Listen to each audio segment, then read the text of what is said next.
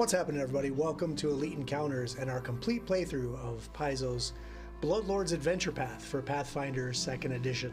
I'd like to give a special welcome back to the Elite. That's everyone out there that is currently subscribing to our content, whether you're watching on Twitch or on YouTube. We are currently simulcasting in 4K on YouTube.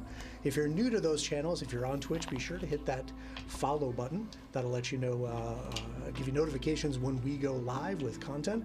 And if you're on YouTube, be sure to hit that subscribe button. That'll do the same thing. Both of those are free for you, but that'll keep you in the know when we go live with role-playing game content. While you're there, be sure to check out links to our webpage at elite-encounters.com. Important hyphen, by the way. You got to put that in there. Yeah.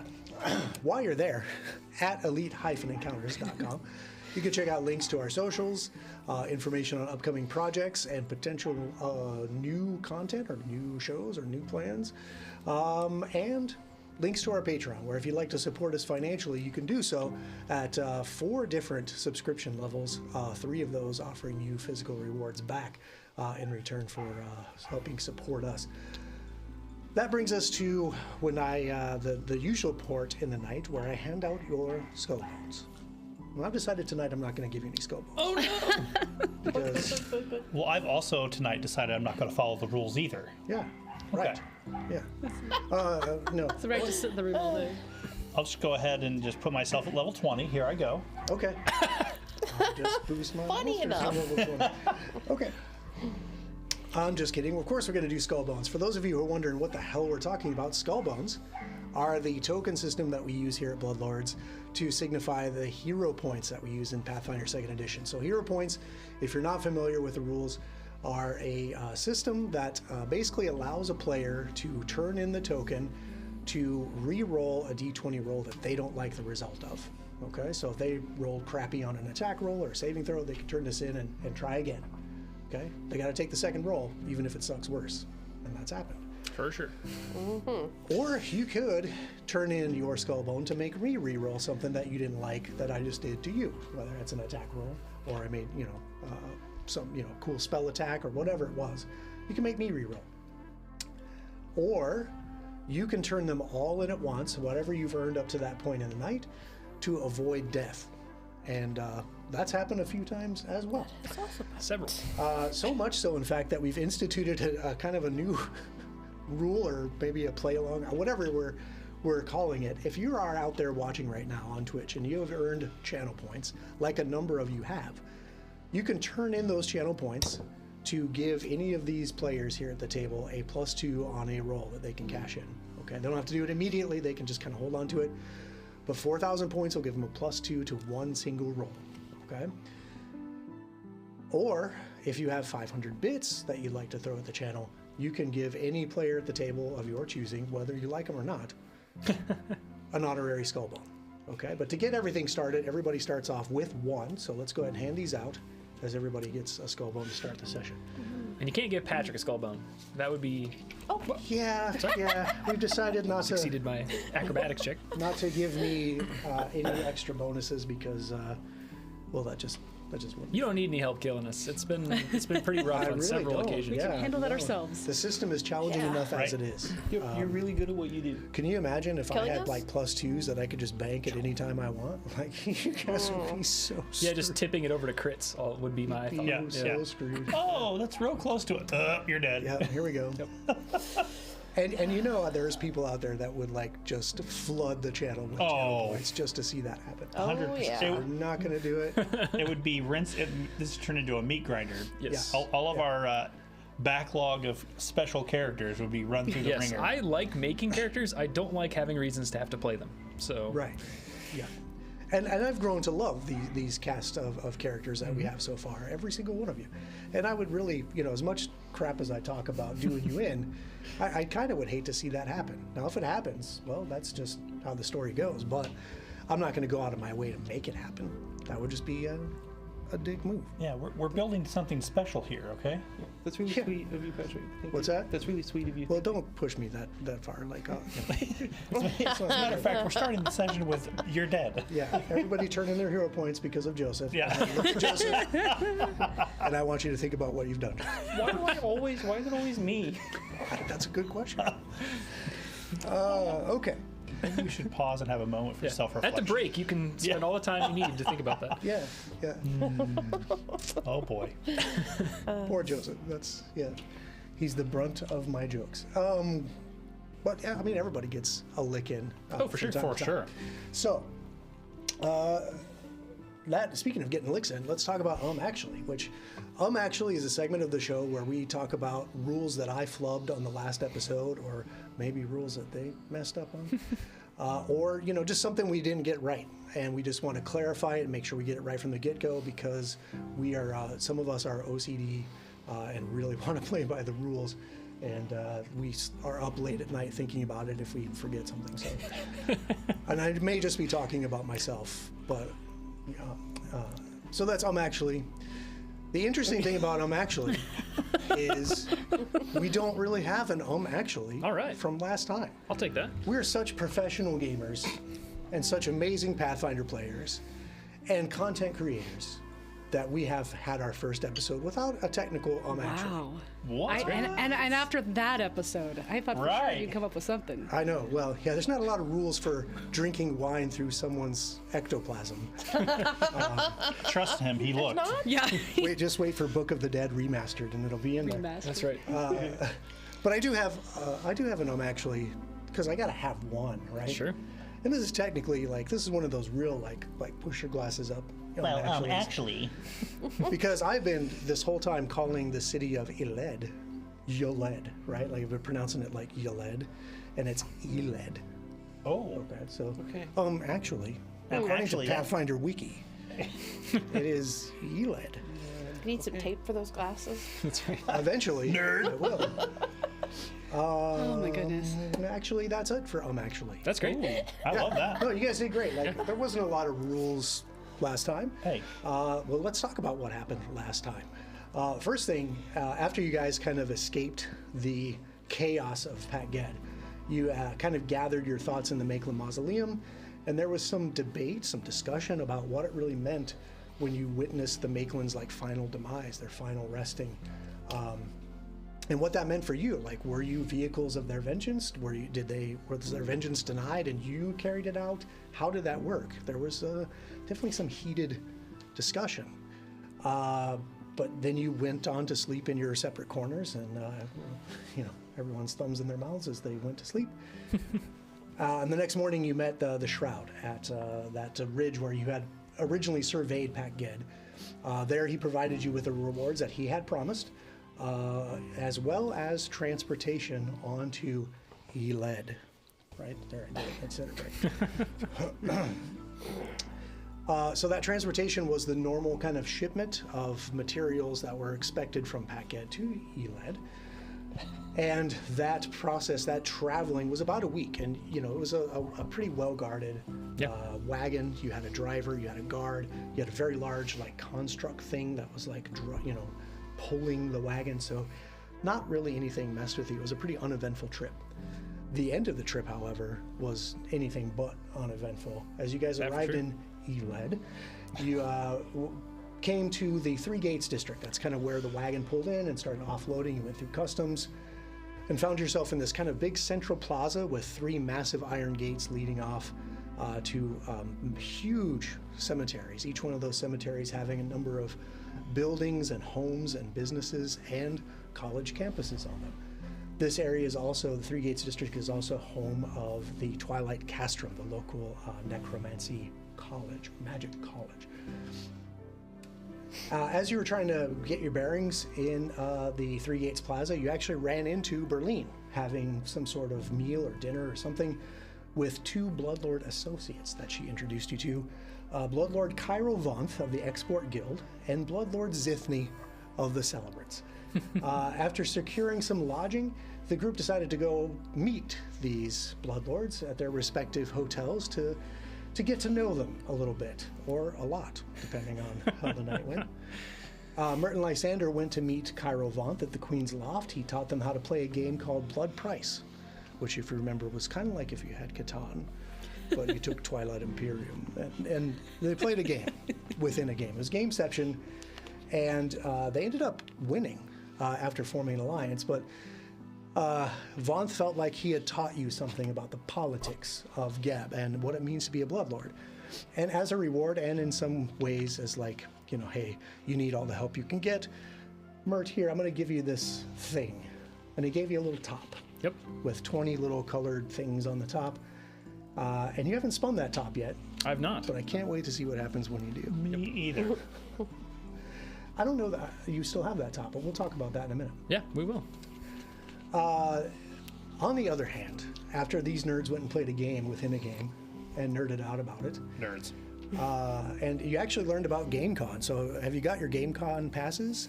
Yeah, I've already signed up for the VIG. You've applied for the Oh, Yeah. wow. Okay, yeah. Wow. I don't By have all the means. gold for that. I'm sorry. Yeah, me neither. Yeah.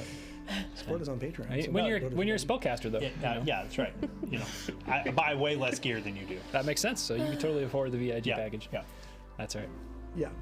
We're losing ourselves. And Here we go. what is real anymore? I don't even know. Here we go. Yeah, check out GameCon For sure. in ELED.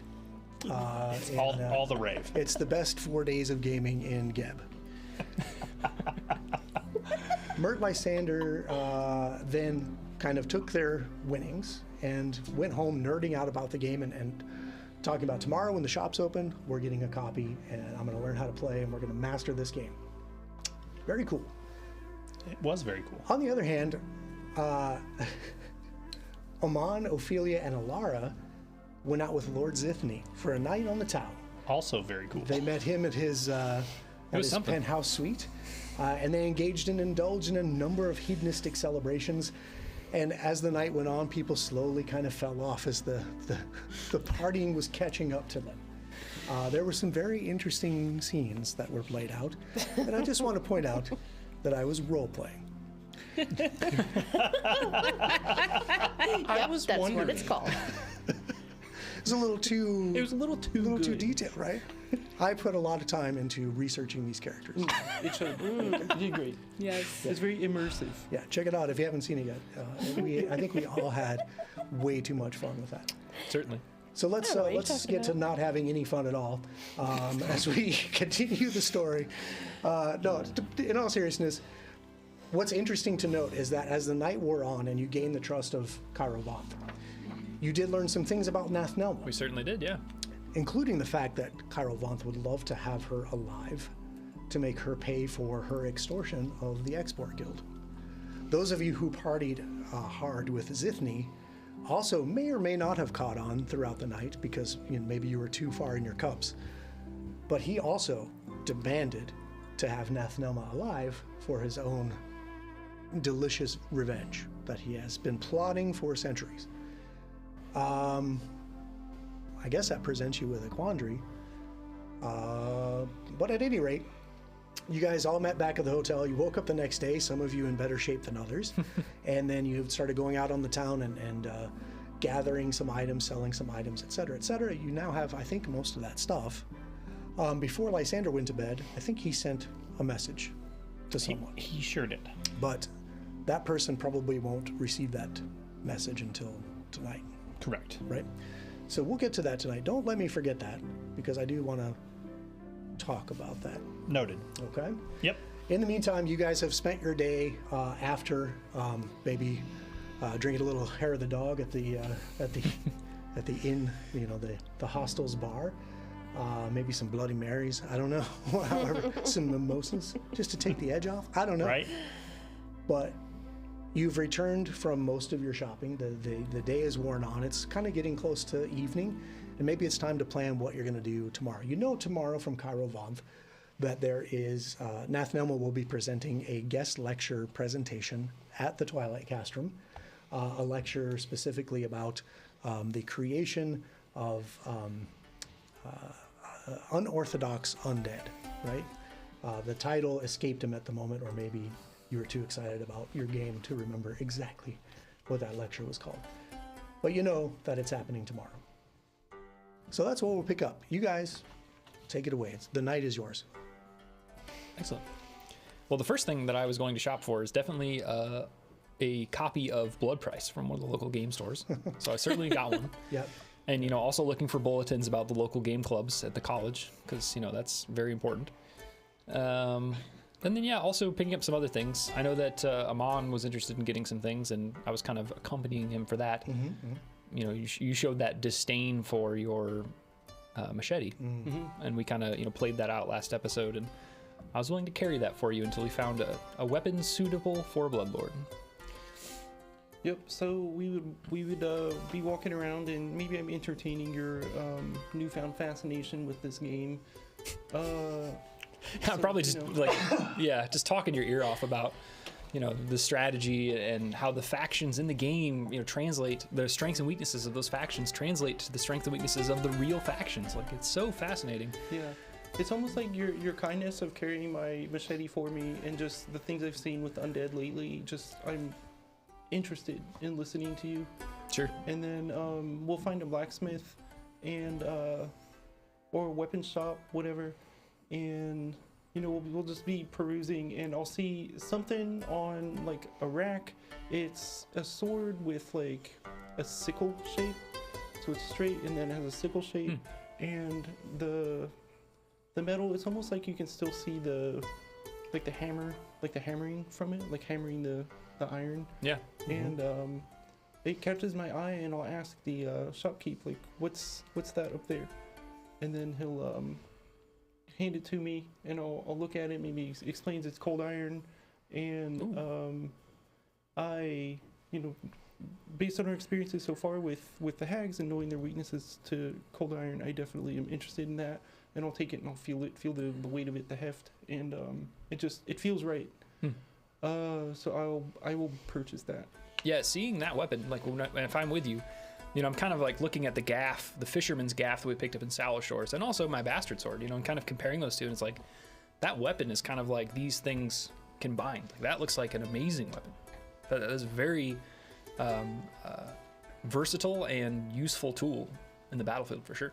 And I definitely compliment you on it. That weapon looks like it suits you, and especially when you're holding your shield and swinging it, getting some practice swings, and it's like that is a weapon worthy of a Bloodlord. Well, thank you, Mert. I think I'm ready to move on. I think this is what I'll be using moving forward. I think it'll do you well. To do what that thing does, I have to wield two different weapons in two different hands. So I definitely I'm excited to see it in use. Right. So yeah, you definitely find the items that you want in the weapon shop, and one that's seems to fit you perfectly. Everyone else, I think there were some things that everyone else had said that they were looking into.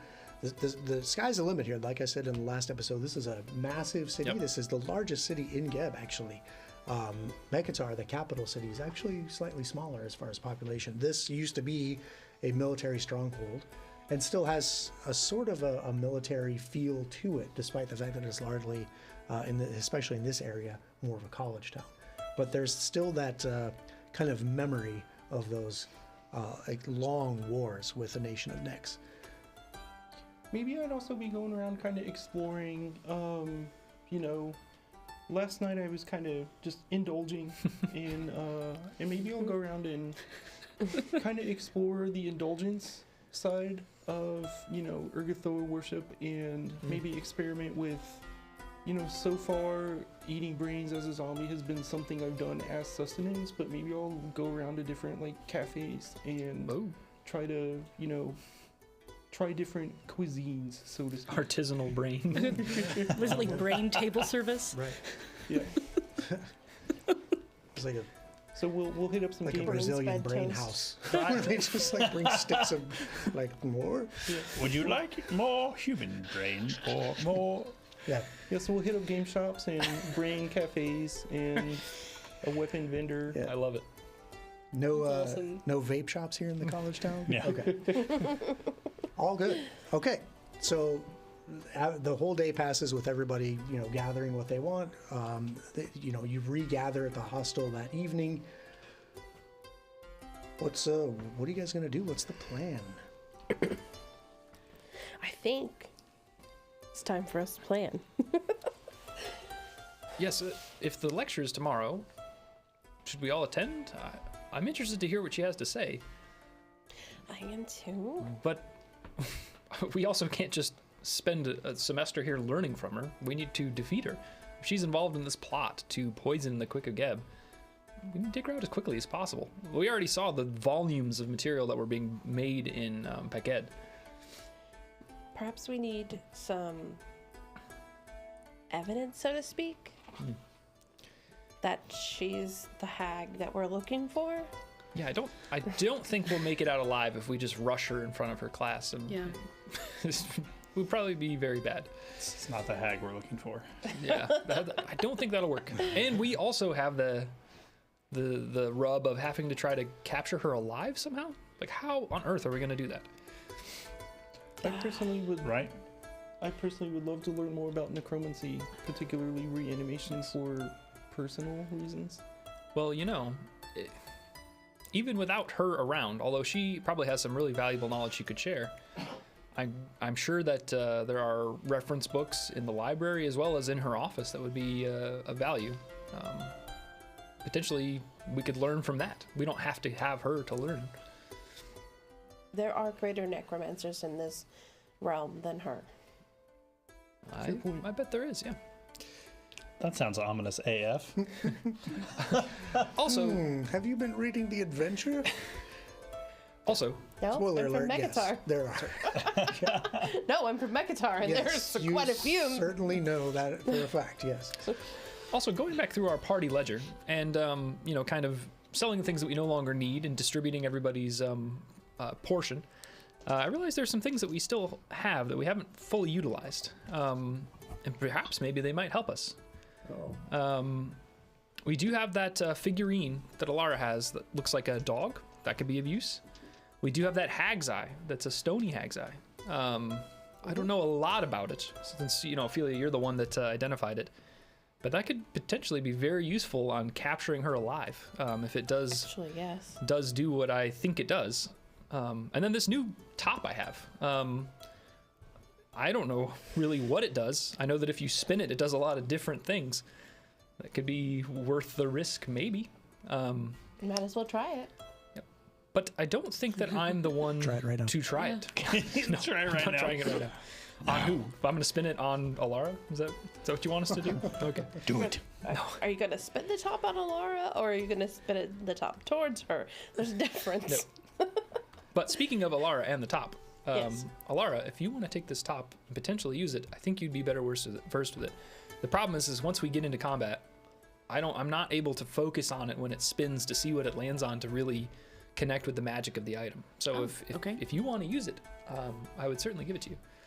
It's extremely valuable, but it also comes with risk, depending on what it lands on. So, I'm sorry, what was the item that we were given? which one? The madcap top? That's what I'm giving to her. No, the other one. The stony hag's eye. No, The onyx celebrant. dog figurine. Which one? No, the other one. The other one. Yes. Let me just look at this massive sheet that has like 60 items on it. The celebrant guy What gave are it to you us. talking about? What did the celebrant guy give you guys? That's a great question. He gave you guys a ring? Is that correct? It was a stone. It was a. Ion stone. Oh, Yeah. that's right. It's a stone. Yes. Yes, the ion stone is a nourishing ion stone, correct? Nourishing, yep. And I believe that would be very useful for one of you two living folks, since one of you already has the ring of sustenance. Yeah. So you can join us and not having to eat anything. I was going to say, Zithny gave you guys a lot. Some of it you may not even know yet. Till your next Trip to the Checkup. doctor. Oh no! Make a fortitude save. Let me just look up the rules for disease. Oh no. God no! oh my goodness. Oh no. No, we didn't go that deep. It was just fun, dancing and drinking. Yeah. that deep. Guarantee other tables probably did, but not us. And zombies. Oh my. Never mind. Yes, your zombie is susceptible. Player character zombies. For And now. ghosts. Yep. For now. For now. Okay, well, all that sounds great, and I think that that's an excellent point to kind of call out the fact that you do have these items that may assist you with what you're doing now. But yeah, but this talk of let's get Nathnelma. Well, how and where and when? You don't even Right. know where she is, except for the fact that she has this lecture tomorrow. Right. You do know she has an office somewhere on campus. I suppose you can probably, after some investigation, track that down tomorrow morning. So those are kind of your two leads that you have right now. Other than that, you know, aside from like wandering the streets and hoping to run into her and then kill her, you know, Surprise! in the middle of the road in front of dozens of people. Those kids playing hacky sack, you know. Yeah. Hopefully she doesn't jump out the window of her office. That would be Well, and You've been reading the adventure too, haven't you? okay. Yeah, they all jump out of their windows. Yes. Awesome. It's And a from now standard on- hag move. Okay. and I'm definitely nervous. I mean, much like with our last encounter, this is not exactly a city where finding a isolated private area to have some sort of battle feels, Yeah, I mean- you know. Yeah. Spending my whole life and most of my unlife in Grey Dirge, I mean, that place, although is a city, is, you know, minuscule in comparison to this Iled. I mean, it's absolutely massive. The height of the buildings and the throngs of people like traveling the street is just overwhelming in comparison. Yeah. Certainly, there's not like a greasy back alley we can just catch her in and get lucky and and take her out there. Like that's not gonna work. Right. Okay, so if you were a hag in a college town, bustling college town, like a metropolitan, and you had tons of alchemical items being shipped to you, Great point. It Where has to would be you put them? stored somewhere. Yeah, that's a good call out. If only there was a place you can go to look for evidence of where that would be. Perhaps her office. But yeah, I don't think we can necessarily, to become a powerful grave hag. I suspect we can't just trail her around for days on end until she shows us the way. Like that, she's gonna catch on. Perhaps we should just. I mean, I'm interested in at least starting with the lecture. Yes. We don't necessarily have to confront her, but that might at least give us an idea of what we're up against. but But she also She's won't be in her not in office her while she's at the office. lecture. But I mean, I would be surprised if she doesn't have some sort of guard. I imagine. I feel like at this point she has to know something's coming. If she's Right, she's the last surviving member. Yeah. What if we go to the lecture? When it concludes, Ophelia sends her either her familiar or the bird, the mud bird, to follow to see where she goes. It's like reconnaissance. Oh, to get like an aerial view? Yeah, if she's outside walking the streets, you could probably fly it up high enough to avoid suspicion, perhaps. or you guys could go to the lecture and I could break into her office. And what if she has guards or things that would, I mean, I don't engage.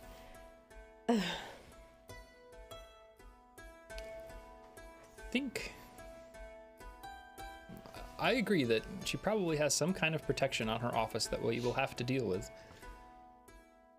Although I'm interested in asking her questions and learning more about Undeath just from a genuine, personal perspective. If we can break into her office and, even steal some of those reference books, that'll be more than we'll learn in an hour lecture. for sure.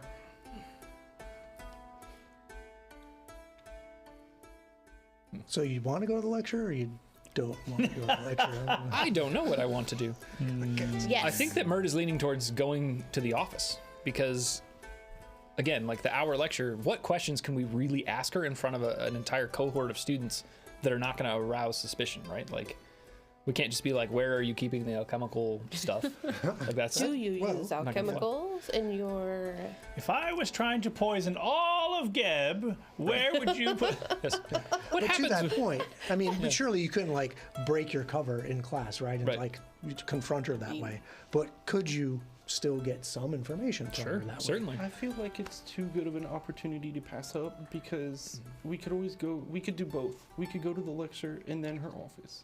We could find her office at a time when she's not there. True. And I feel like it's too good of an opportunity to gain knowledge if we don't go to the lecture. I agree with you. Yeah, she probably doesn't live in her office. I imagine she leaves at some point. I think if we go to the lecture, that gives us an opportunity to follow her in some way and find out exactly where her office is, because right now I don't think we know, do we? And at the very least, it lets us see who it is. Because right now, I mean, I don't think any of us have No. any idea what we're even looking Looks like- for. yeah. Right. If we're talking about someone poisoning an The water. entire nation and reanimating them, then I think going to their lecture on necromancy is exactly where we should be. So not breaking into her office to see where What- she may be storing Well, the. we could do that at another time, is what he's saying. Okay. I think I mean, Okay. I don't know that we're on a, if we're on a time clock, where we have to rush and get things done. But No. You don't feel like it. yeah, that's what I'm saying. Like, I don't know that that's what we're at, but Sure. But every It day that we depends on let how her close. do whatever she's doing and progress her plot, I mean, that does increase the risk that this stuff gets distributed and people die. What if we go to the lecture and then tonight go to her office? That sounds great. I say, because I don't think sending one person to the office is wise on our behalf. And I think if we miss the opportunity to see her at this lecture, I think we're just going to walk in kind of half blind. No, I agree. To the opportunity. Yeah, just because we know she's a grave hag doesn't mean we know anything about what she looks like or. Yeah, I agree. What if she lets some information slip? Yeah, for sure. I guarantee that somebody that has this exciting plot and is a teacher is going to have some of that spill over and gush a little bit about she her wants to recent talk. achievements. Yep. That would be nice. Well, so Cairo Vanth has it, informed you, where the Right. lecture is on campus, roughly what time it would start. It's sometime tomorrow. After breakfast. It's not an 8 o'clock class, thank God. Oh man. Yeah, we'll see. It's like one of those 10:30 classes. Mm-hmm. But, like you can still make it hungover. Those Right. Those. You still go in your pajama still pants. role playing. Yeah. Yeah. Okay. Fucking hated 8 o'clock classes. Okay. So what do you guys want to do this evening then as you're kind of preparing for the night? Was there anything else you wanted to do aside from, let's, get some rest, our normal kind of routine of, making sure that we're prepared for going to the lecture tomorrow? Sounds like we have a concept of a plan. I think so. Okay. So you have an evening meal at the hostel. You head up to your rooms, or however you have split to the bunks, etc., for the night, and set about making your plans. Maybe you maintain your gear, maybe you maintain your flesh, whatever it is you do. That normal routine kind of sets in, and then you kind of start, maybe drifting off to sleep or quiescence or whatever you need for your rest. Do you feel the need to keep any kind of watch while you're here in these rooms? I think for the first time in several weeks, no. Okay. Yeah, I agree. Mrs. Wilson does? Okay. Okay, great. Okay, so you start drifting off to sleep, and Lysander, as you finally settle down for the night, you start drifting off to sleep, but then something kind of snaps you awake. Is it a dream? Something. And we're going to kind of pan out from Lysander. You almost see the camera swooping up from his sleeping form as he's kind of in bed, looking up. The camera then pans out so far that it's actually outside the building and sweeps up into the sky, and then kind of across the country, down the coast. And a full moon hangs low over the jet black pyramids of Mekatar. Ooh. The city streets are bustling with activity, yet few quick are seen at this hour. A parade of celebrants winds down a main thoroughfare and past smaller pyramids of the less significant noble families. As they pass, a stern woman with sharp features and long ebon hair watches the procession from her bedchamber window. A dark expression passes over her face, and she turns away from the window with a sigh. She finishes brushing out her long hair and moves towards the bed where her husband already lays sleeping. The woman glances wistfully at a portrait hanging over the headboard, a family portrait depicting the woman, the sleeping man, and what must be their children, a girl and a boy, that could easily be twins. The noise of the celebrant parade fades into the ubiquitous hum of the city, and the woman lays down to sleep, glancing once more at the snoring form beside her. She gives a quick scoff and turns on her side, and soon falls asleep. As she dreams, she hears a voice. "You would be so proud of me." The voice weaves itself into her subconscious, whispering tales of poison, plots. The woman awakes with a start. The man next to her rolls over toward her. What is it, darling?" "They have spoken to me. It seems the quest we have put them on proceeds as planned. They must not fail us." "I'm sure all will be fine, darling. Come on, come to sleep now. Tomorrow's a very busy day for us." He rolls over and his snores resume almost immediately. The woman's lips press tight as she sits up in bed, staring out at the moon as it climbs higher into the night sky. "They must not fail us," she repeats to herself in the darkness, and sleep does not come. And then camera's right back on Lysander's waking face. I think in that, I think there's almost like this moment of like vertigo, like where like you kind of like have this out of body experience, or kind of like your senses are kind of snapped out of your body and then snapped back into your body. So I think for a minute he's just kind of taken back and is very much kind of like, I didn't really think that was going to work. And whispering to yourself in the silence, you look around the room, and everyone else that shares a room with you, if anybody, is either fast asleep or leaned dormant against a wall. Like, you know, I'm sure Remington is just dormant. Yeah, so he just kind of, I didn't think that was going to work. Okay. And then he just kind of like, he kind of settles back into his spot where he's leaning, and just kind of like calls Remington over and has him kind of like sit next to him, and he just kind of like lays his head on his shoulder and tries to go to sleep. Whoa. Oh. Yeah, that's not okay. Interesting. He's a big teddy bear. Oh, I get it now. Okay. So sleep finally does arrive for you, Lysander, despite this rude awakening. Yeah, I don't know that he gets like great sleep, right? I think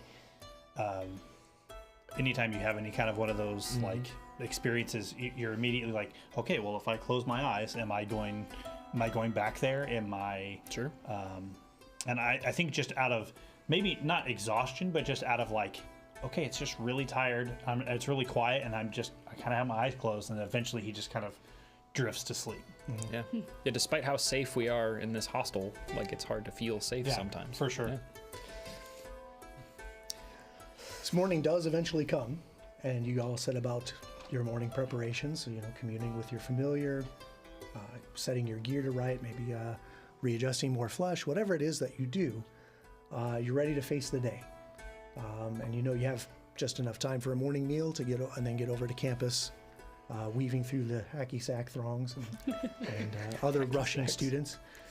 I'm kind of dating myself, right? Do kids still play hacky sack on college campuses? I don't even know. With a shrunken head. Maybe. Disc golf, maybe? I don't know. I would play hacky Probably sack with a disc golf. shrunken head, Yeah, why not? right? I don't know that my athletics supports my ability, but They're all wearing like those woven serapes and stuff. yeah, right. I don't put I my, went to like a hippie college in the mountains of Colorado. Like it was different. I don't put my familiar in tattoo form. He's riding on my shoulder. Oh, Interesting. Okay. very cool. That draws definitely a few glances, but in a city this big, it's not like unheard of to see something like this. Sure. So yeah. Kind of cool. Is anybody else doing anything before you set out? I think just as Lysander is getting himself put together in the morning and getting his stuff kind of resituated in this communal hostel room that we have or whatever we stayed in. I think before he heads out, he probably finds himself standing at a mirror, and he's just kind of looking at the mirror and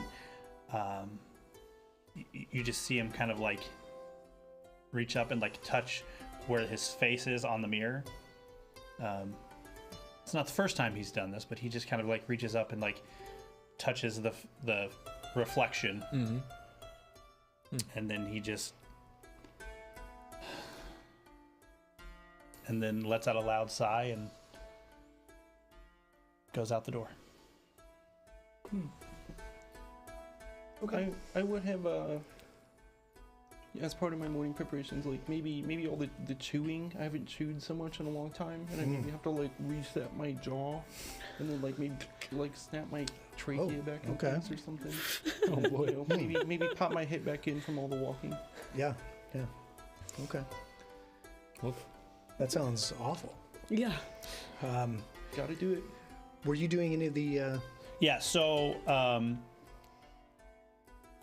I don't know if you did that last night. Yeah, I would have done it before I went to sleep, or before I would have sent the message to my, mother. But I was going to do automatic reading on a grave hag, and figure out what in the heck is their, little shindig. What I can figure out and what I can learn. Okay. I have one more. My third. You gonna cash in a star chart first? I am. Okay. Which gives me only a +1 this time. Okay, no worries. only every +1 counts. I'm just saying. Good sir. That is one of my favorite. Like, It's very cool. It's so good. So what's happening is he's basically carrying out this automatic writing where you're gonna get information that's gonna allow you to use your occultism skill. Yep. To substitute for a specific lore check. Correct. Using a specific lore DC. And in this case, the question is, as you're kind of going into this trance, you're wanting to learn more about grave hags. So you would roll this occultism with this star chart bonus. It is a secret roll because it's a recall knowledge, and then this would give you some information. And we convey this information through this automatic writing. So this is what we're going to. So he get this. kind of closes his eyes, and you see he pulls that parchment out and lays it on the floor, and he pulls out a quill, much like Mert's quill that's over there. There is no inkwell, and there is nothing there, and he just sets the quill on the paper, and when the quill touches the paper, you see a little ripple of like magic from the end of the quill, and his eyes kind of roll into the back of his head. Not that you can see that because the mask is on, but he kind of lowers his head back, and his hand just starts doing like super like erratic circles on this page. Yeah.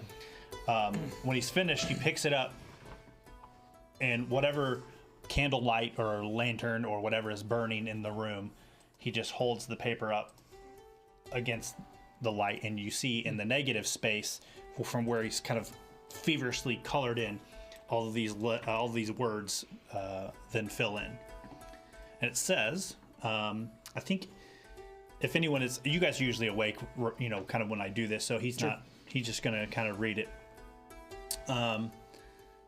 Touched by the grave, yet somehow still alive, drawn to the soil where undeath abides. Minions of bone and flesh called to serve, and save her from fate deemed undeserved. Schemes within plots, within designs ever bold. Her flesh withers from iron forged and shaped in the cold. Heed these wizened? Heed these wizened words, O brother mine, or thy grave shall be dug upon soil you shall dine. And at the beginning of every phrase, so TDMASHHO is capitalized. The Masho. The secret message is the Mashio. Ah, yes. So if you are a puzzler, there may be something to all of the capital letters. So TDMASHHO.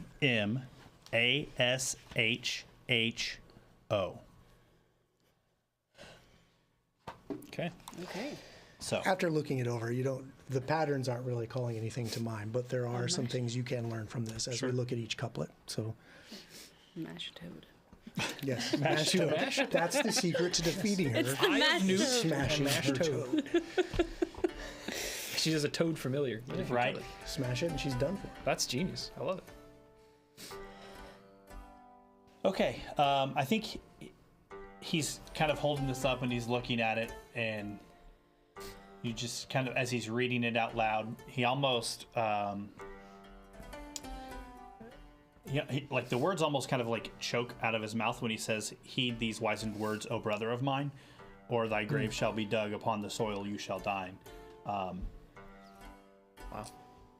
And he just kind of takes the paper and just kind of drops it on the floor in the room. So, if you would like, I will pass it around if you want to see it. If not, Sure. What you do learn from it Yep. after puzzling over it and everything, aside from the warning, is that grave hags, although they are grave touched, they are living creatures. Okay. Yep. So that's kind of a new piece of information that you got from your roll. yep. The roll was high enough to learn that they are susceptible to cold iron, Hey, hence the lines about weapons and iron forged in the cold. yep. That's kind of what I've gathered from that. Yeah. When you mentioned that line, I just kind of like touched the hilt of my new kopech. Yeah, Mert also has a short errand to run this morning and is very excited at the prospect of that being revealed. So, Yes. And you just see, like,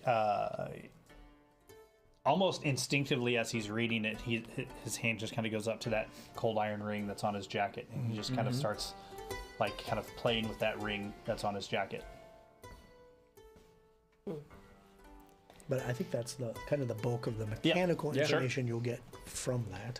that's awesome. That she is, although she's called a grave hag, or the grave hags are called grave hags, they are typically necromancers. But they are technically living creatures. So you can do with that what you will. And then they are susceptible to cold iron. And then I think there was what was the other couplet? There are the plots within designs. Yeah, schemes within plots, within designs ever bold. Her flesh withers from iron forged and shaped in the cold. So grave hags are almost to a fault. What's the word I'm looking for? They are extremely confident in their own abilities, and that they think they have almost a superiority complex. If they become involved with a coven, they want to lead that coven. They think they're smarter than all the others, and they like to show off that superiority at any opportunity they can. So I wasn't far off the mark when I was saying she might want to brag a little about her recent. Right, and they do tend to, because they are, these kind of creatures that in normal society would be shunned, even among hags they would likely be shunned, they tend to gravitate towards places where undeath is, the pull of undeath is strong. That's that first couplet. So Sure. that's why you would find them in Geb. That's why you would find them, like, giving guest lectures at a college, because they love talking about just how smart they are. Love it. Good. Pick me, am I right? A little bit. Yeah. So like you drop it on the floor, and like maybe I step over and like pick it up. And can I see it real quick? Yeah. So I'm reading it over. I hold it up to the light, and what do you make of this? It says, "Minions of bone and flesh called to serve, and save her from her fate deemed undeserved." Is she summoning something? And why would her fate be undeserved? That's a great question. But if we know she's living, at least that we know that there's a chance we can actually knock her out to take her alive, right? If she's undead, she won't be able to be knocked out. She'll be destroyed when she is defeated. So knowing that makes our job a lot easier. And Mert kind of looks at, his gaff and think, it's not really intended to be used for non-lethal, but if I could probably bonk her and knock her out. There's a chance. I think we need to use that hag's eye, or try to. I think the hag's eye would be a great choice. Yeah, I think that's in your possession. So if you want to try it on her, I think if we do, when we do actually confront her, that could be a great option to try to subdue her without killing her. I will try to use it. Yep. But if it's between her killing one of us and us killing her, we're gonna have to kill her. Oh, obviously. Do we have another way to restrain her, just in case? Does anyone have rope or anything? I have some rope. It is incorporated. Do you want some manacles? Do you like some corporeal rope? Oh, God, no. Oh my gosh. You have to crit success. Maybe not. Got a crit success. Right. Not with the manacles. Yeah. Yeah, I could actually grapple her, potentially. I could try. I'm getting better and better at this, harnessing my body to interact with the physical world around me. Right. Very poltergeisty. So you guys look at your hourglasses and go, "Oh my God, it's time to get to class." We gotta go. And you stuff down that last, pancake or whatever. I had I will look at my star chart for this morning as well. Okay, fair enough. I pull out maybe a paper bag with like a brain croissant from the day before. I love it. I love it. Wow. Okay. Very I dapper. do have a poison. No? Lethargy. Yeah, if you get hit her with a lethargy poison, that might knock her out too. We need anything we can possibly try. We should try because it's going to be difficult to fight her normally, let alone try to do it without killing her. Right. Right. Oh my goodness, yes. But yes, look at the time. We have to get to the lecture. Yeah, you wind your way down the streets of Eled. And as you start getting towards the actual campus proper of the Twilight Castrum, it is an old stone fortress with multiple towers and an imposing gatehouse. Students of all ages mingle in a large central courtyard while staff and occasionally even faculty stride purposely through adjacent corridors. A large double door stands open in the courtyard. There's a chalk sign standing outside next to it with, scrawled on it, "Creating Unusual Undead by Visiting Professor Nafnelma, second floor, Observation Gallery, 10:30.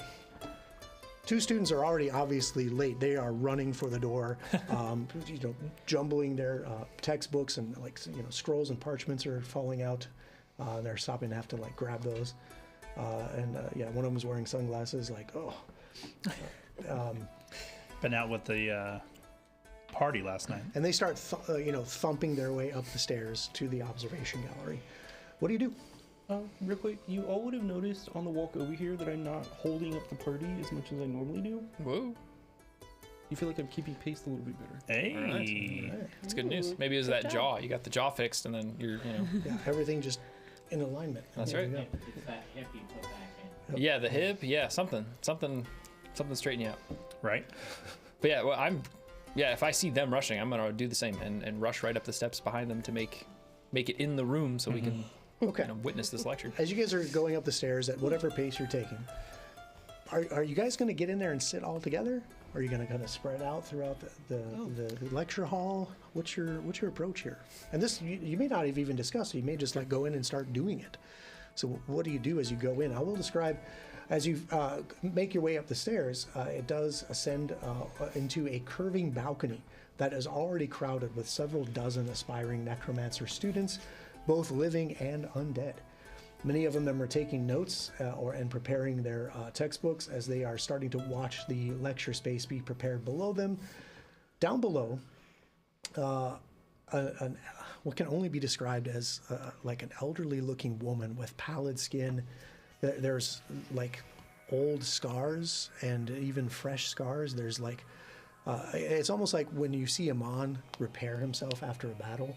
This is kind of what this woman looks like. Oh, okay. She has whitish hair. She has a spinster-looking dress on.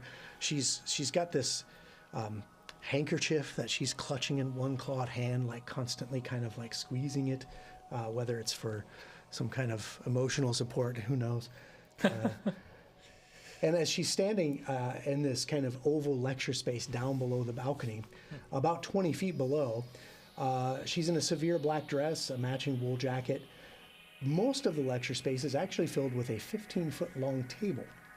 And on that table is lying an enormous, two-headed creature.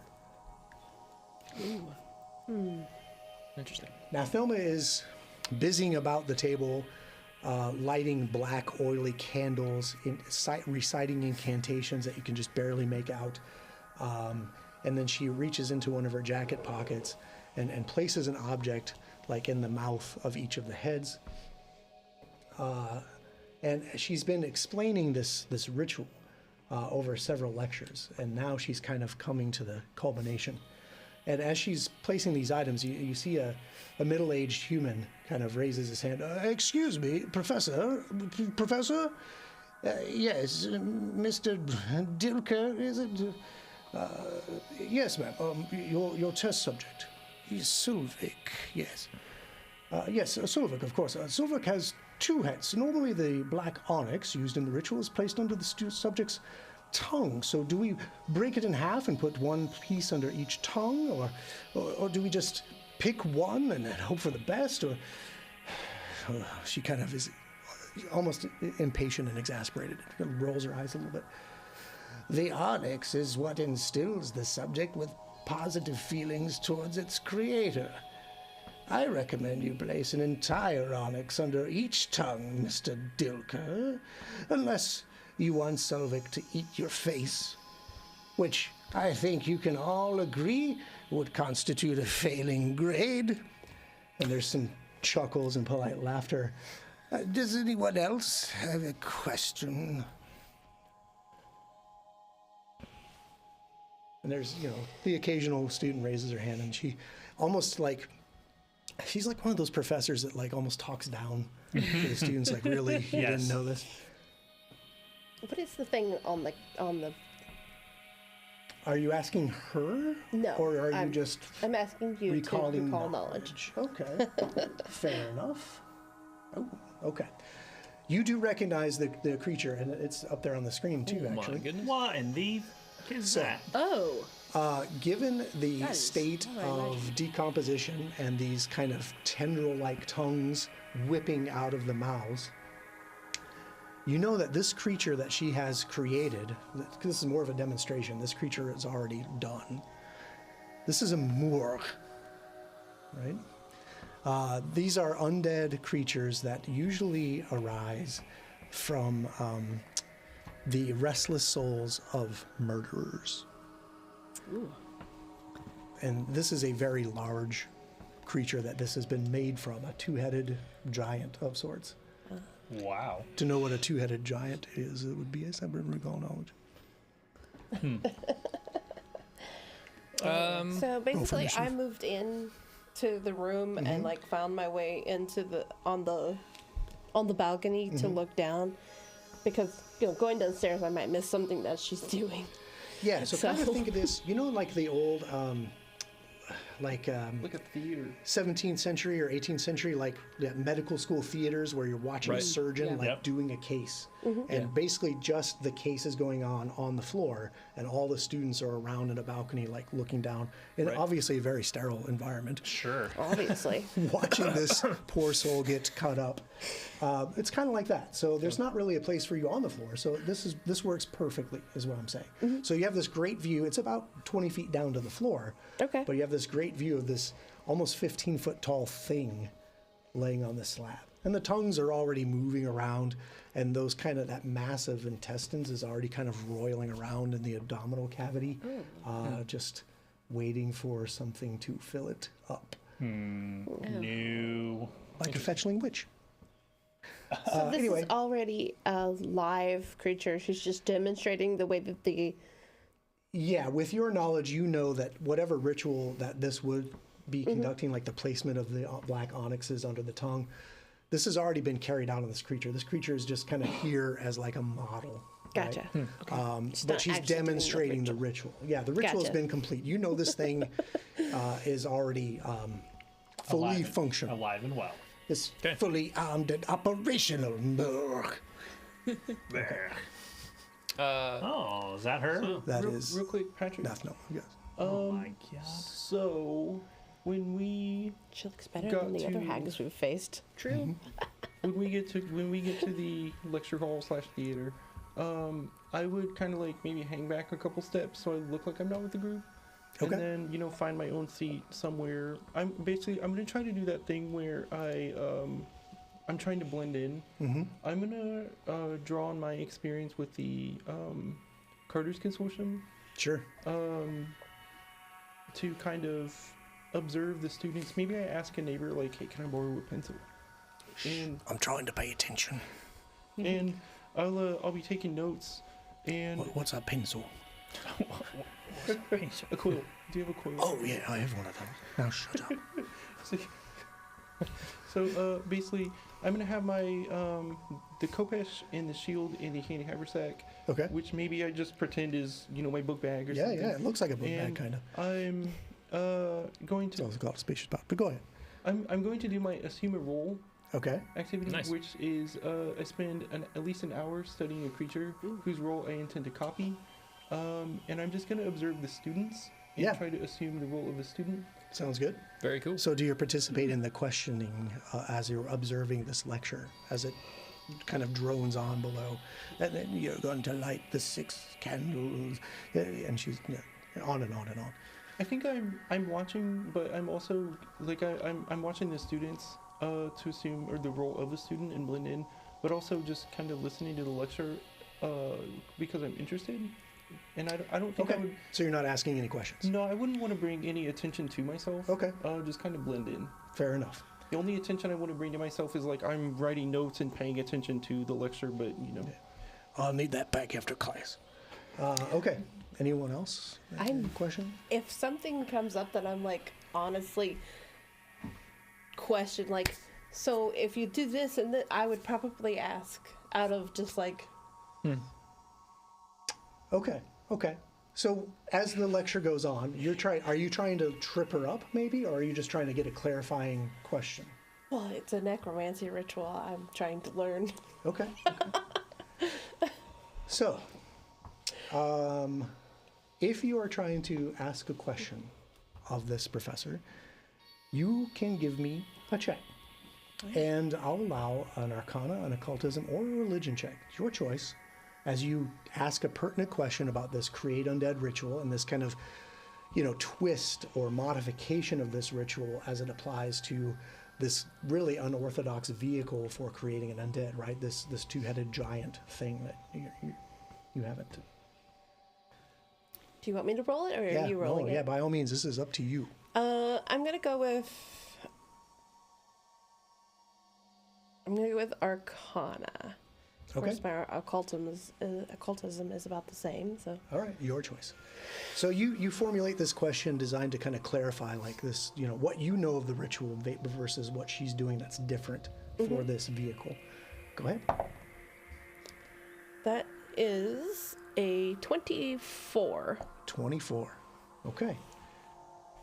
At first, she kind of puzzles over your question, like as if she didn't really consider it from that viewpoint, and she kind of frowns. Well, well, that's a very interesting question. I don't recognize you from my normal students. You're a guest attendee. What is your name? I'm just coming through town, and I heard you were having a lecture. Well, yes, many people visit. I'm just curious. You're not on any roster. Can I get your name, please, to add to the roster?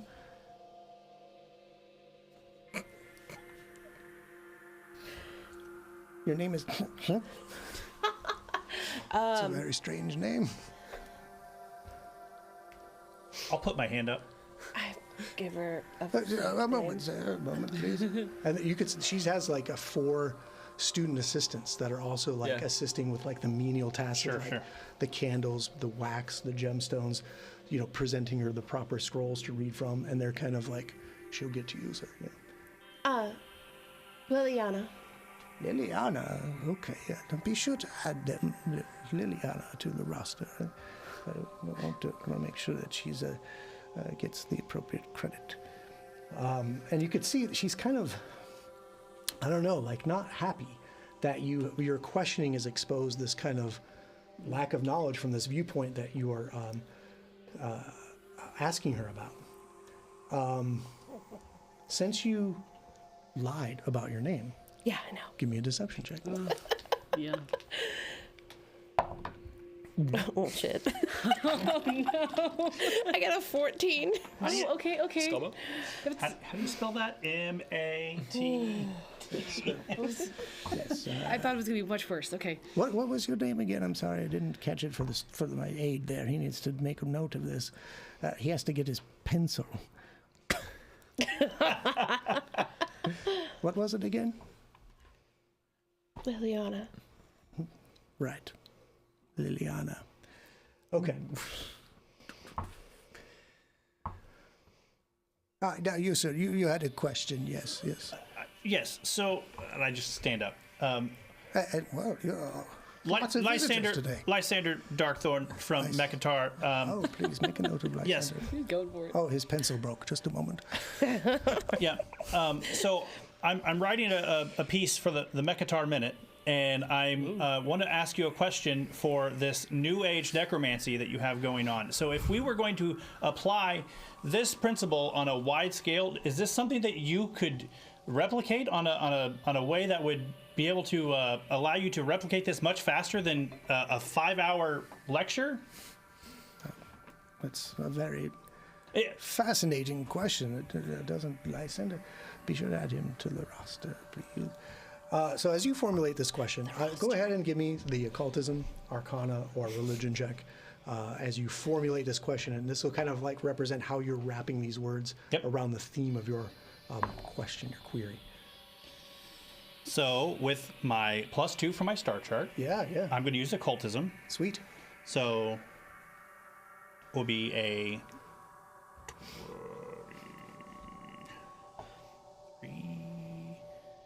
25. 25. Okay. Very interesting. Again, she's her brow furrows at this thought of like this large scale. That's a lie. That's a 27. Not that makes much difference, but that's 27. It could, but Sure. it doesn't. Yeah. It's good to point that out though, because right now you are involved in something that is tracking these rolls and these points that you're getting. So you go about and you say you're representing this newspaper and that you're writing an article. So I will need a deception along with that. You got it. He's better at deception than I am. 29. All right. Okay. Like I said. Well, I'm curious why your newspaper from Mekatar would be interested in such a question, but I suppose if I'm a college student just like you. I'm just these so guys. it's a I'm just down. college. Yeah. I'm the New Age necromancy. It's the new thing. I'm sorry, I've never heard of it. It's probably fake news. She's flustered. I suppose that if you were to want to carry this out on a little grand scale, this doesn't really pertain, does it? But Well, I mean, do you have a better example for something for? Please let me answer. I think that, yes, of course. I know this. Please just give me a moment. I think that what you're looking for is that you would have to, whatever vehicles you're trying to raise, you're trying to reanimate, as it were. You would need to somehow make them more susceptible to this sort of activity. This is probably would require something like shadow ash. Oh. Did you say shadow ash? Yes, you need shadow ash probably on your subjects because if you're carrying out this ritual on a large scale, obviously the magics would spread out and be diluted across your subjects. So pre-treating them, if you were, with shadow ash would of course make them much more likely to take on the magics and rise for you. Yes. Any other questions, Lysander? I mean, just to follow up. What is it? Well, for informational purposes, of course, in writing for the paper, where does one find shadow ash? Oh, okay. Give me another roll to formulate that question and wrap it up in a pretty little bow. What we're doing is you're actually engaged in a debate. Right. So, yeah, this is I'm tracking rolls and points for this debate. So 29. feel free to jump in if you decide. 29 on that. Yes, sir. Okay. All right. And I'm like feverish. I have like a binder, and I'm feverishly like taking notes of like if a You college stole some student kid's is binder over absolutely. Yeah. Hey, that's my composition book. Binders and pencils. Trapper keepers. Yeah, trapper keepers. Everyone's using tablets these days. I put it in my fanny pack. Yeah. Your Apparently those are Chromebook. making a Yeah, that's comeback. right. Okay, we're not sponsored by Chromebook. by the way. Put it in my bone book. Google if you're watching. So, your bone book? Okay, Yeah, fair enough. I can. What was the question again? I'm sorry, I was acting stupid for a while there. No, you're fine. I just obviously for informational purposes, if someone is going to reenact such thing, where would one acquire this It's a very rare alchemical substance. It's harvested really from it's ash left over from the death and rebirth of a phoenix. So to acquire such a thing would be quite difficult and almost nigh impossible really on the scale that you're likely talking about, I think. So okay, next. Anything else? Thank you so much. Sure. And so I could cite. Could you spell your name? Oh, for Christ. Look at the get at this span of syllabus. My name and office hours are on the syllabus. Oh my gosh. Just trying to be thorough. Sounds like she took the bait. Nice. No. Okay. You did Just for that, you're losing your skull bone. That was just dumb enough to get the 730 skull. I love it. Oh I love my it. gosh. That was You That's did good. mention that you would take a separate check to figure out what this two-headed thing is. Would that be a society? Yeah, society for that. I would love for you to roll me a recall knowledge to know, because I have never seen anything like this. You haven't, but let's see what you got. You haven't, and you still haven't. So just because you Seen it, haven't you just seen don't know it what it doesn't mean is. you Yeah, know right. not. Okay, wow, you are actually quite well versed in society. So this. He's a smarty pants. So yeah. So the creature that this is likely animated from is something called an etin. Oh yes, okay. Yeah, it's a giant that has two heads, Ooh, okay. and Yeah. that's what you know. There's your bonus Okay. skull bone for your Bad joke. silly way. joke. That stupid joke. It was just dumb enough to make me laugh, and you get the skull bone for the second. Plus, it's you got the pun. It's wild. yeah. He set the bar real high for tonight, right? That's good stuff. Okay, I'll do my very best to come up with a Now bad the pun rest for of the the night is going to be 8:30. like bad pun night. Yep. Sorry. So Again, I want everyone to look at Amon, and I want Amon to think about what you just done. Okay.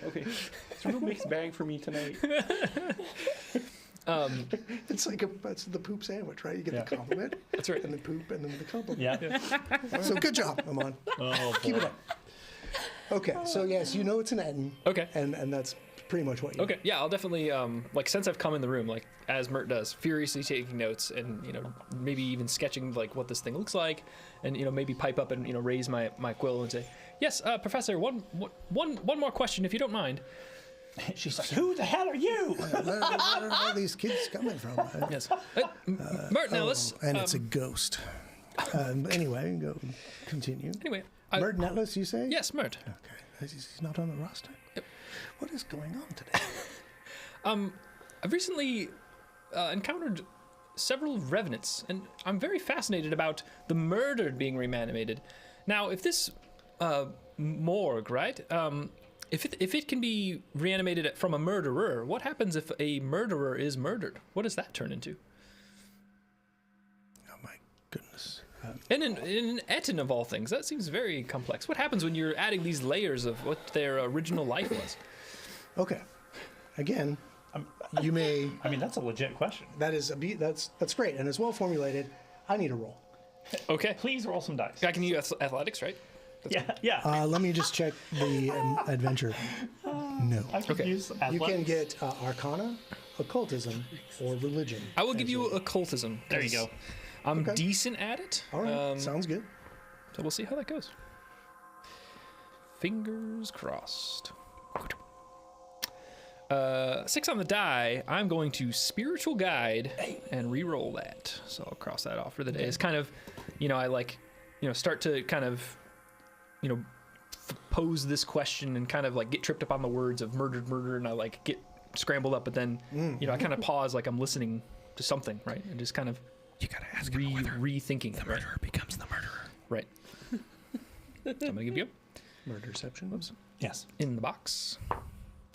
All right. That is that's a really good roll. 31. Yeah. Okay. Dang. All right. What Success. was your name again? Okay. So yeah, eventually, kind of after kind of stumbling and pausing and kind of, again, just kind of cocking an ear over my shoulder, and I kind of very eloquently explain, with a revenant and a morgue, if those two instances were somehow combined, how would that affect the final creation? So as you formulate this question and you ask this, she ponders this idea of revenants, and The revenants aren't typically raised through necromantic rituals like my subject here, Sulvik. You have to understand that it is the spirit's drive that keeps them from going beyond to the boneyard for judgment. And to have their souls weighed by pharasma, that is what drives them, and just kind of on and on. But you can tell that she's not entirely comfortable speaking about this, and her brows furrowing. She's squeezing that handkerchief like really tight, and her knuckles are like bone white, and you can tell she's mad. She's real mad because you got 5 debate points in a row, and the class, she started to lose the class. Right. Like some of them are just closing their books, taking their pencils back, snatching their composition books out of people's hands, and leaving. Like they're not interested anymore. Like they don't think she knows what she's talking about at this point, and she's not happy about it. Some of them are chuckling and grinning to themselves and like taking notes. At this point, she's like, well, if there's no more questions, then we're going to end early today, and then class is dismissed. And she storms out the back door of the gallery, and her students, they just file out after her. And you see Sulvik, this two-headed, just kind of like lurch off of the table and like crouch under the door, and they all leave out of the thing and leave you in this near empty lecture hall as the students start packing up. And like, well, that was quick, I guess. Packy sack, anybody? You said her students followed behind? The student aides that she had down on the floor with her. She had 4 kind of assistants that were down there like helping perform the ritual. They filed out with her. So her 4 assistants and this massive creature, Sulvik. I follow. You'd have to go down out of the balcony and out to the thing, and by the time you get there, that door is closed. Oh, okay. Now you can open that door and kind of look down the hall where they go. Because I was thinking of, I was impersonating a student, to Yeah, these were her like teaching assistants. maybe follow as like an enthusiastic learner. Okay, You know what I mean? Trying to like maybe catch her during her office, basically trying to follow her to see where her office is. Okay, so you go down and down the stairs and into the gallery. There's this kind of strange stench permeating and kind of still lingering in the auditorium. And you go through the door, and there's another door at the end of the hall that's also closed. What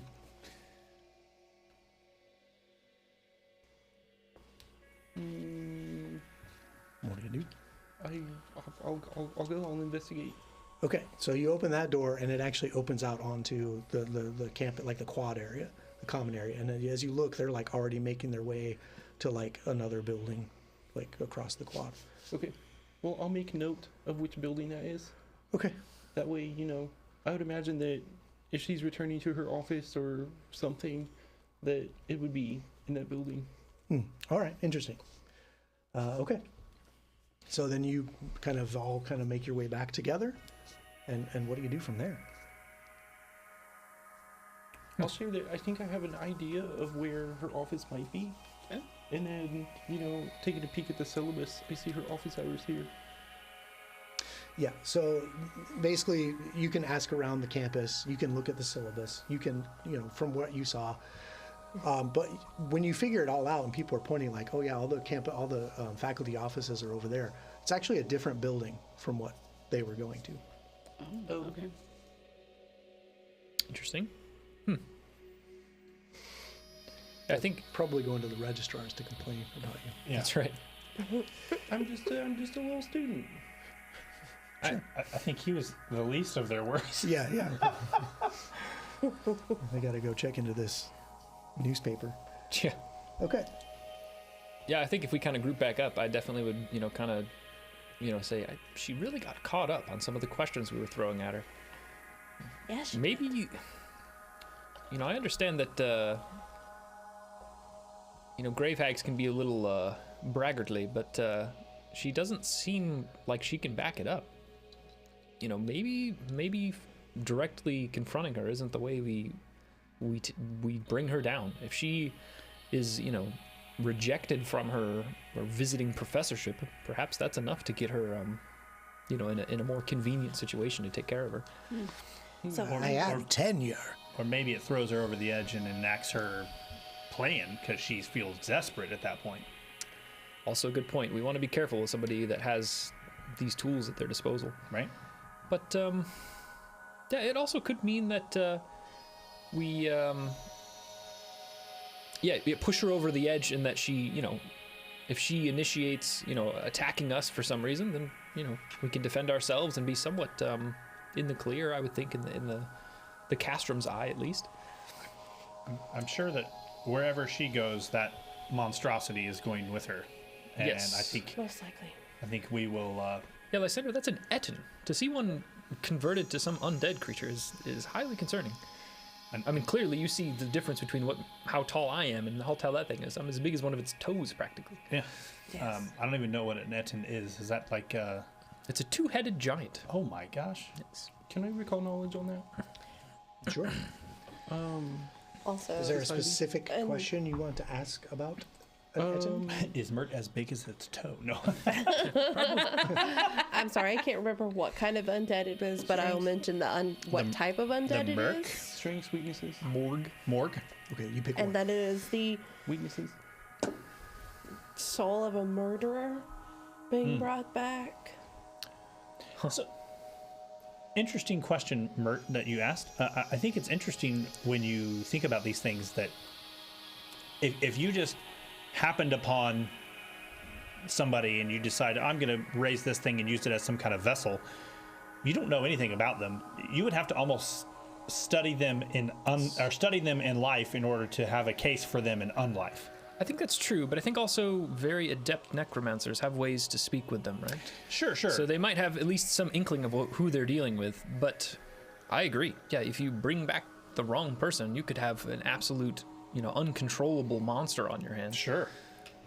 I mean, I've known some ways to be able to interact with some things, but it's like, I don't know with one of the questions I would say be like, have you ever murdered somebody? Like, I mean, I don't know if that's, Sure. Yeah, maybe if that's what they're specifically looking for, but I think that I think there's a deal of randomness that goes into reanimation and undeath in general. Sure. You don't quite know what you're going to get.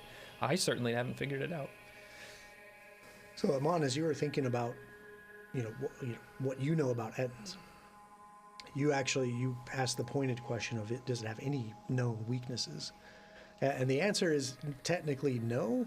But if you were to somehow make it bereft of one of its heads, it would be weaker, but not dead. So that's kind of weakness. But you also were so successful that you can know one additional thing. You may pose one additional question. Strengths. Strengths. Like resistances, It's I guess. strong. +4. strength +7. Oh, yeah. You guys are both wrong. Strengths. Okay. Because it has these two heads, both of those heads think and act independently of each other.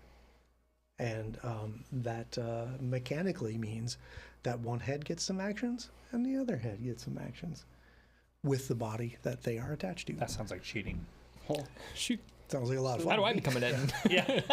So, you guys are debating, the nature of them, and I'll say, regardless of all of that, I've heard of these during my travels with the Carters Consortium, during my time as a Carter. I've heard of these in a tavern. I overheard people having a pretty in-depth conversation about these. It seems quite unusual to see one in Geb, though. Am I not wrong? It seems strange. And, I suppose there are giants everywhere.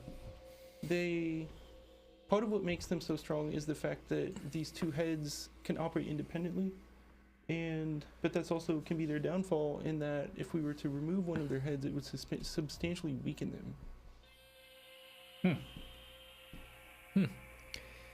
Well, I'm gonna need a stepladder. Perhaps that leapers extract or whatever we got recently, I might come to use. I can jump up and chop it up. Okay. Yeah, so you do know that the base creature that you saw was an Etten. Like whatever this thing was in life was a two-headed giant that, that basically these two brains are driving this massive creature.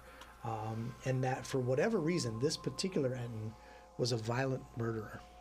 And when subject to necromantic energies, arose as this thing called a Murg. And Murgs are known to, you know what it was, and you made the roll enough to where you know that if you get hit by one of these tongues, you could be paralyzed. Oh, Oh my. Okay. That's All bad the news. more easy for murdering. Sure. It's not the first time that we've had to deal with tongues. Why, just the other night with Lord Zithny, if I recall. My Oh, God. no, sorry. I was thinking about the cottage. Oh. Oh. Oh, sure. Sorry. Here, I thought you were talking about that's the first time we had to deal with things becoming petrified that too. Yeah, we dealt with that little, in the bank. the little rooster guy. Yep. Well, technically, one of them, Iron Tavia was trying to make me petrified. Or was it... I believe Sani is the one that we got that hag's eye from. I don't remember. It has been a long time. Yeah. Regardless, though, that might be useful against her. Oh, I'm gonna throw out everything. I think that's probably wise. But it Are sounds you wearing that ring right now, by the way? Yes, that would be a great idea because it's invested. So it's not going to work for you today No, not today. unless you put it on this morning. Because you guys did have that conversation. right. So as part of your daily Well- preparation is when you invest in items. So Yep. you could have put it on this morning. Yeah, once we figured out what it was. Yeah, we've known for some time. And Mert Yeah. pointed it out yesterday that you had these items. So that Yeah, would be cool if you had once- it on today. Once we figured out what it was, it probably is a sound idea to go ahead and just start getting it invested. Okay. Yep. Why don't you go ahead and give me a will save? Oh. I'm just kidding. That is like fucking Yeah. good. Well, Just go ahead. I wasn't sure because I've read what it does, and Let me just go ahead. Okay, why Cursed don't you item. tell us real quick, remind us what it does. Now that you've invested in it and you understand the magic of this thing, tell us what it does. Tell us what they've won, Bob. A new car! well, it is fashioned from a creature such as a basilisk, a Medusa, or a Medusa. So it has a petrifying gaze. That's fun. So, targeting a creature, they have to make a save, or they become slowed. If they're already slowed, they become petrified. Interesting. So it sounds like if we can somehow slow her and then use the eye on her, there's a chance we could just petrify her outright. And the best thing is that she can be released from it by just a touch of the. Right. And then we can go deliver her and basically tell them, let us know when you're ready and we'll, you can lock her up and then we can key the ring to her and bring her back from being petrified and easy peasy delivery. I'm not sure that that's how it will actually go, but I think it's a good plan. Yeah. So just some clarification on the ring. So it is an invested item. So you have it on. It is 2 actions to basically like invoke the magic of the ring and point it at the creature you're targeting, and they have to be within 30 feet and they have to be able to see it. 2. It's 2 actions to do so, to activate it. If they are the subject of this, they then attempt a saving throw, and if they fail, they're slowed 1 for a minute. If they critically fail, if the creature's already slowed, it will become permanently petrified. So you basically just keep hitting it with this until it critically fails when it's already. Now, if it's made it save, then obviously that round is wasted. But you can continually. The trigger is once a round you can do this thing. And there's no immunity if she succeeds. It only awesome. takes 1 action according to this. Are you looking at the remastered version? Yes. Okay. I'm looking at the correct version. It's 2 actions. Show me the 1 action version you're looking at, because that's not what I'm seeing. Well, my character sheet is remastered. Yeah, but it might have access to both, but Yeah. Why don't we do that? I'm sure on the- Patrick's We'll got it. not do that worry on the about break. that right now. Yeah. It is 8 You gotta o'clock. even. Who says you're gonna even meet her? We are. Sure. Okay.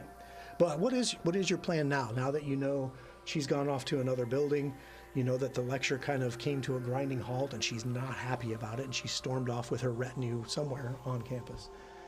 But her office is in a building completely in the opposite direction. Her office hours, she doesn't even have office hours today. It sounds like we should head to the office if she's in some other part of campus. I mean, how long do we need to be in there, right? Quick smash and grab, bust in, look for the information we need. I might snag a couple reference books, and then we're out. Yeah, your standard broad daylight campus faculty office smash and grab. Yeah. No one will be the wiser. Yep. Discretion is not exactly Mert's strong suit. Okay, well, if that's your plan, why don't we think about how to handle that, and we'll handle it after we take a quick break. Oh, well, there you go. Great. Can't believe it's already 8 o'clock. See how I know fast it. time flies. Yep. So we'll take a short break, everyone. Don't go anywhere. I'm going to hang out here on camera for as long as I possibly can and not pee my pants, while everyone else kind of filters off and takes a quick break. And as they are gone, we could talk about what's going on in the adventure. We could talk about any questions you might have about Pathfinder in general, or if you just want to shoot the shit. Speaking of, you can always hang out with us and talk about the game or about other games that we have going on in our Discord. So be sure to check the link for the Discord. And if you're watching on Twitch, I'm sure our moderators will throw a Twitch link up there for you shortly. And hang out there and talk with us when we're not having a show. Sure. Because a lot of us are active in there and hanging out and chatting with people, getting to know the community as it continues to grow. There's some new members of the community that are also sharing their content. So it is starting to be this really cool kind of community where we're sharing and supporting each other. So continue to do that and join us there. And we're happy to have you. In the meantime, you guys take a quick break. If you don't need a quick break, I'll take one. And we can get right back. Go ahead, because Yeah, I had to leave. I'll stay. You can go ahead and go. Okay. Yeah, I can stay for a minute. But before as I filter out, I'm going to take a quick look at her little tablet there on your. So this is in your path builder, you said? Well, I'm going to take a quick break. All right. Well, why don't you go ahead and do that? Okay. But I see where on archives says it's a 2 action. Yeah. Gotcha. You might So have. let's look at your gear. Is it in your gear? Yeah, I just added it. Okay, maybe that's why I'm not seeing it in your gear. Because If you go over to character options too. Oh, there it is. On the left there. This is character options. Yep. Then you can hit manage available rulebooks and you can turn off some of the legacy stuff, and that might look at the very top, manage available. yeah, I see what you're saying. Path builder is saying it is a 2-action I don't thing, know. It's like a Oh no, you're fine. It should organize them. So let's see. but it is a 2-action because So it's there the you go, equivalent legacy of casting a rulebooks. spell. So you can turn off some of this stuff. I mean, that needs to stay obviously, but you can turn off, some of these guys that aren't remastered. Guns and Gear's been remastered.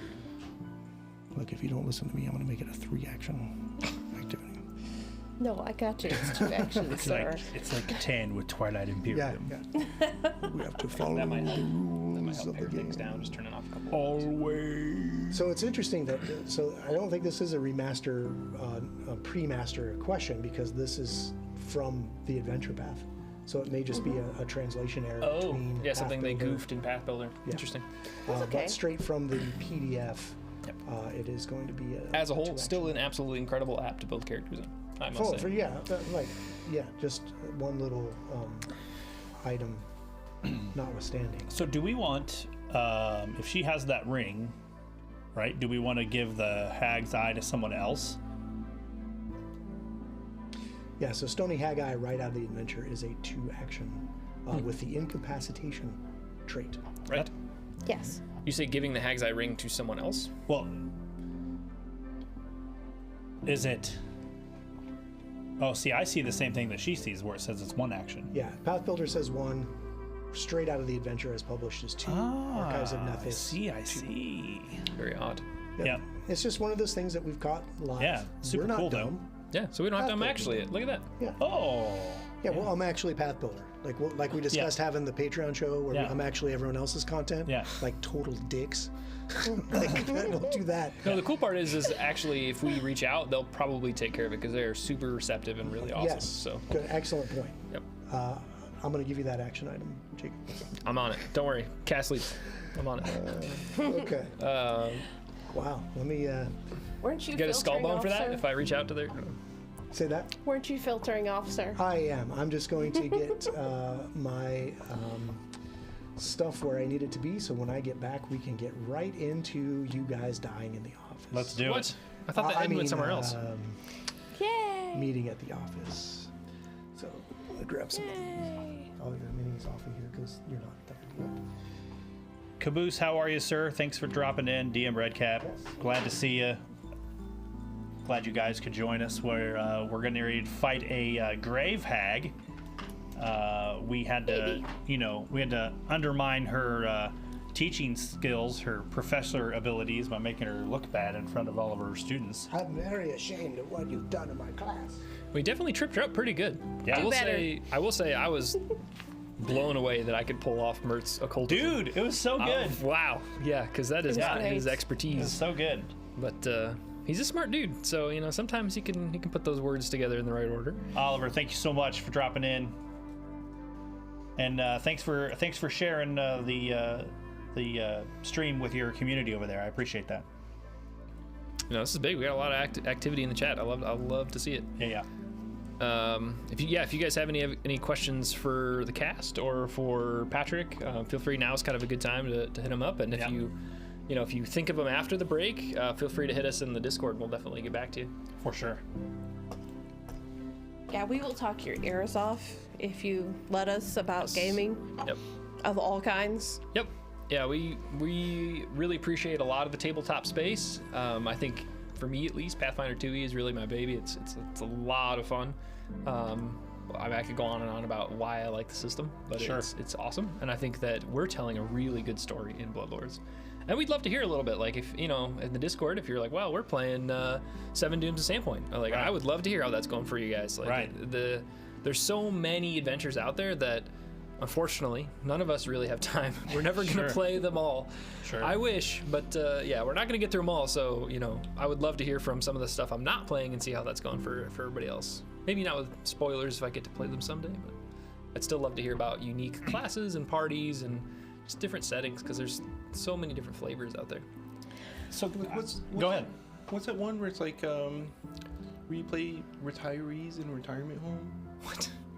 Is that real? The replacements? No. There's not really one, is there? Is there? Maybe a society scenario? I don't know. Green Oaks. A fast-paced, narrative-driven role-playing game where players take on the roles of quirky elders. Oh, okay. You're talking like a whole about different system. you're talking about just a tabletop game. Okay. Yeah. And we also want to hear about your tabletop experiences outside of Pathfinder. Sure, too. sure. Yeah. I thought you were saying there's a Paizo published adventure path where you're playing as retirees, and I was like, I will play that. Like retired adventurer back in action. Sounds so fun. Right? Not to my knowledge, but maybe there's some meat. Yeah. Well, in 1E they had the venerable rules, like where Yeah. your mental stats would go up and your physical stats would go down. I don't Right. think that exists in 2E, but that would be pretty funny. I would I think the thing that interests me as one of those optional rules is I know the mythic rules kind of get a lot of bad rap. I think But- mostly the 1E rules got a bad rap, but I think that the 2E rules. Yeah, I think it would be interesting. consider playing. It would be interesting to see what kind of effects it has on the story. Yeah. To have those things like I understand not in this kind of Yeah. thing, but man, I think it'd be neat to just have that door open at the beginning to tell that kind of a tale. Sure. Yeah, I'm less well versed in a lot of the optional rules for 2E, Yeah. but there are a lot of really cool stuff Yeah. from 1E, and we might see more of that as more and more books come out. We're already seeing troops and large scale combats. I think we're gonna get to see some really cool subsystems and things added. 1E had the sanity rules. I mean, if you want to play that Lovecraftian edge of your seat, more gritty, survivally, you could totally play that. How do you feel? I don't think we've talked about it, but just real quickly, how do you feel about Abomination Vaults coming out for D&D Beyond? Very cool. I think people should be very excited about that. Right.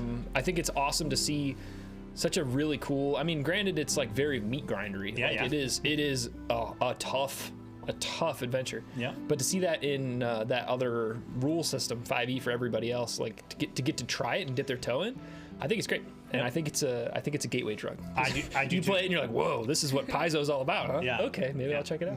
I think it's interesting. At least that's what I hope. I hope that it catches them and then they're like, oh, well, you might as well try 2e. That's what I hope. So Speaking of other adventures, real quick, Yeah. yeah. I just want to point out that Monday night is not the only show that we produce thank you here for at calling that out. Encounters.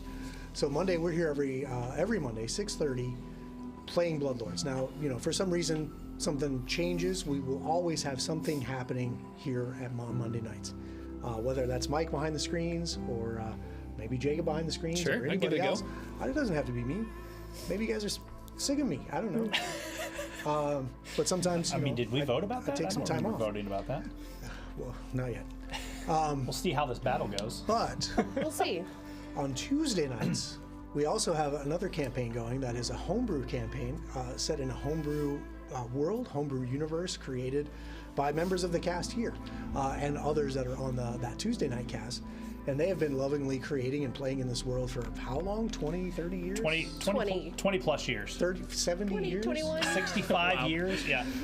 Okay, I am the oldest person by far, so saying 30 years is not like that big of a deal, right? But everyone else is like, "Fuck you, 20, pal. No, easy. Dang, pal. I've only Hold been your horses." I've only been gaming for like 25. Okay, and most of that has been in this world you've created together. Yes. That's very cool. And so they share that with you on Tuesday at 6 o'clock Eastern at this very same channel. So be sure to check that out. And then so on the Thanksgiving week, next week, Wednesday. I cannot believe Thanksgiving is next week. Right? Like, can we just have Halloween for a little while Can we longer? pause? For a Yeah, little bit? right. Pause. Like, the leaves were yellow for like a week. 5 minutes. I've already confessed that my tree was up November 1st, so I'm sorry. I was one of those people. weirdos. We've Yeah. already had this talk in the... I know. I'm sorry. carpool, You can take this back. It's fine. But Barnabas Brushes will be back Wednesday at 5 o'clock Eastern. It's a separate Twitch channel, but it is affiliated with Elite Encounter, so you can find us in the recommended Yep. channels below. We're hanging out there at 5 o'clock Eastern, painting minis for an hour and just kind of talking and hanging out and chatting. And while we're all doing that, I'm painting minis to use for these shows here, or sometimes for personal collections or other commission work. It just depends on what I've got on the table and I feel like I gotta get done, including the piece that the person who took me over. Well, once I got to those 50 followers on Barnabas Brushes, we took a random follower chosen by die roll. That's awesome. And that person won a custom painted beholder miniature that is almost done. I got to get with that person to determine how they want the base to look, right? And then once because everything else is pretty much ready. And then I just got to put some final touches on it. Can't and wait then to see I'm that. gonna, deliver that to that person as a thanks for getting us to that milestone. It was a long haul, and we finally got there. And I can't wait to get back to it because I do want to say thanks to everyone that made Barnabas Brushes what it is today. And I want to get back to it for you and continue to hang out with you guys. So That's awesome. Tune into that. I'll be back. Yeah, Patrick hates when we gush, but if you want to get into painting, Patrick is also. And be sure to tune in tomorrow. I have one more thing. Sorry, Jacob. No, it's fine. Go ahead, Jacob. I don't want to interrupt. Go ahead. Jacob. Yeah, no, I was just saying if you want to get into painting and you do not paint currently, Patrick is a great person to watch because he is, I think, a teacher at heart, and you definitely catch that when he is painting because he likes to kind of describe what makes the techniques that he does work. And the techniques that you do use, I think, are very user-friendly to create something that actually looks really good, even if you're not the most experienced, because it's not like layer painting for days on end, right? It's the speed painting stuff is really awesome. Yeah, it's functional painting. It's not master painting for sure. I think a lot of people have taken the technique away from the video and actually applied it because Many of us at the table have taken that. It's just fun to see. Yeah. yes, because I mean, like, I painted since watching him, and I've like, oh, he did it this way. Let me see what that looks Yeah, like. try. And I know that the Seer's painted a few things, and Yeah. she's taken away some techniques. Yeah, some of that's on the shelf behind me. Yeah. That's To that Go ahead. To that point, I had a coworker that was showing me a mini he painted, and he was explaining how he did it, and I said, "That's shit. Watch my boy Patrick." That shit. Watch my boy Patrick. Yeah, watch my boy Patrick and learn a thing or two, Get good. and then try Get to good, Get dude. good. What were you going to say, Mike? Whoever that person is, if you tune in, I'm sure it wasn't shit. It was actually pretty good. There you just, go. it just probably took a long time. I'm gonna go on the record to say that by the time we come around next week, that we will have something very big and very different in the studio. Yes, emphasis on yeah. big. And It's gonna be big. Who told we you will- about my Venezuelan hair transplant surgery? you know, maybe it's that Eden, I don't know. But we'll have something very big and very new Yes. in the studio. Yep. And I'm going on the record to say that it'll be here next week, so that way there's no pulling the plug now. All right. Yeah, we're So in. tune in to see what that is. I personally can't wait to experience that because I could definitely use it, and I think we all could. Yeah, excited. Yeah. So I'm not gonna say any more. I don't have a choice. I'm going to be using it. Yeah. That's mean, right. And you'll like it. True. That's true. So one of my favorite things about running Pathfinder for my family is hearing, can we play Pathfinder now? Yeah, right? So good. It is a contagious hobby for sure. Yes. So Can we I think play what she's Pathfinder saying now? is like, Let's can we kill a play hag. Pathfinder? Yeah, let's play Pathfinder now. Okay. So Here we go. what do you guys have figured out where our office is? What's your plan? Are you just gonna head there right now? Do we go now or do we wait till night? I mean, right now could work if we go now, but yeah, I'm sure there'll be people around. I mean, we have like 3 of us have asked her questions. If we go to her office now, it kind of looks like we're trying to follow up on our questions. Sure, it may not be super suspicious. Although it is if we break the door down and start turning Excuse the me? place. Kind of a follow-up. I think Don't break the door down. I think I might be able to pass as a student, Lysander from the Minotaur Minute. and then I maybe, have follow-up questions. maybe as part of my like assume a role, like maybe I make a disguise and you just see me like my long black hairs now and like a man bun, like a top knot. Oh no. Oh no. Like a college student. His hair like comes off as a piece, and he just sticks it up on the top of it. Yeah. Khakis and flip flops. Yeah. Good. Grateful Dead T-shirt. Yep. Okay. Oh boy. Not sponsored by the Grateful Dead.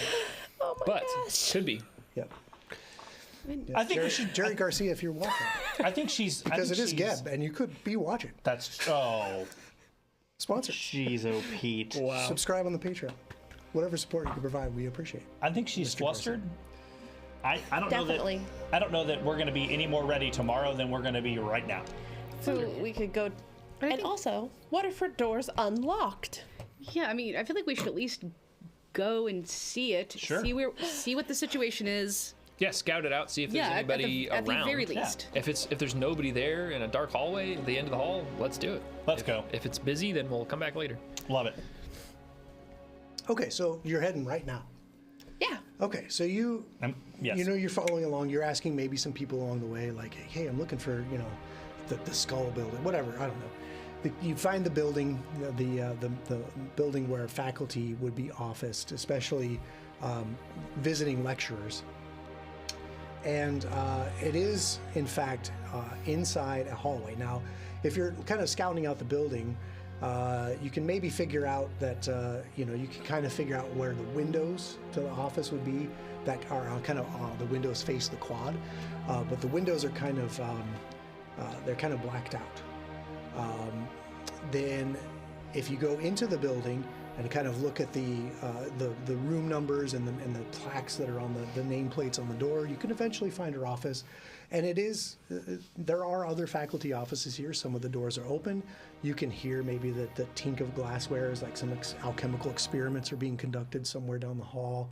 Or, maybe there is the lingering odor of like pipe tobacco as like somebody's just sitting there maybe grading papers, which is the funnest part of being a teacher, is grading papers.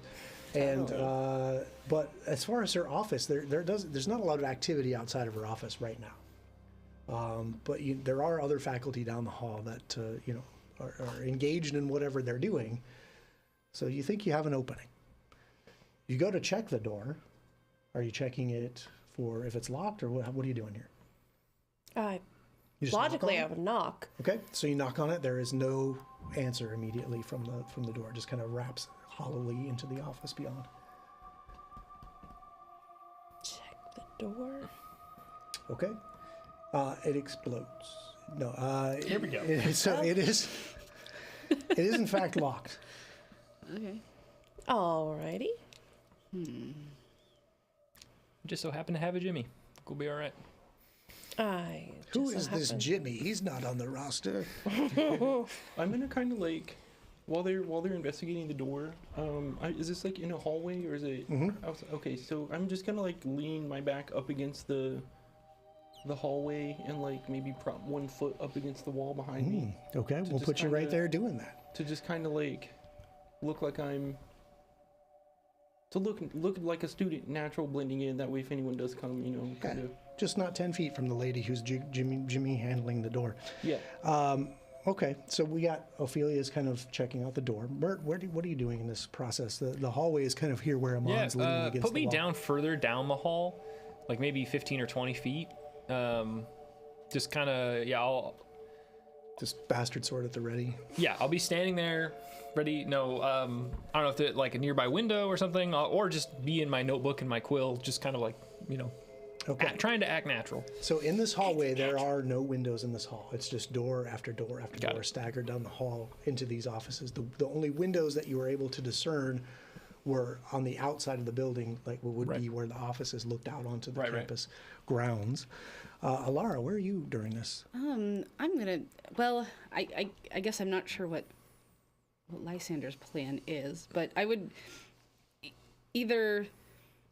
I would like to try to stage like I'm having a conversation with someone, maybe on the kind of the opposite end, because like Mert, you're kind of like 10 feet. You said kind of like on one side. Yeah, just further down the hall, maybe to like be the first warning sign if I see somebody coming. Yeah, like I'd like to stage myself kind of on the opposite, 10 feet down. I could pull up and have a fake conversation with her. Okay, and you would probably have Remington in tow. So maybe the two of you are discussing how you managed to animate. That's Remington. And that would blend right in. I'm the real professor. Oh yeah. You gonna make a radio out of coconuts? Okay. I'm sorry. I'm so Old. No, it was good. Wow. Where's the? took the words not out of my mouth. Yep. But yes. Okay. So the door, Ophelia is currently right in front of the door, kind of checking out the lock as you guys are, acting this conversation out up at the other end. Mert's just kind of casually keeping watch as he's pretending to scratch in a notebook, and Amon is leaning up against the wall, maybe just kind of hanging out. And Ophelia is off to the races, Picking a lock. trying to pick a lock. Now, this lock looks pretty nice, so why don't you go ahead and give me a roll to thievery check. This isn't a secret roll, by the way. You said it's not a secret roll? No, it's to my not a knowledge. secret roll. To disable a device is not secret. To pick a lock is not secret. Right. That is a No whammies, stop. 33. Let's go. 33. Let's go.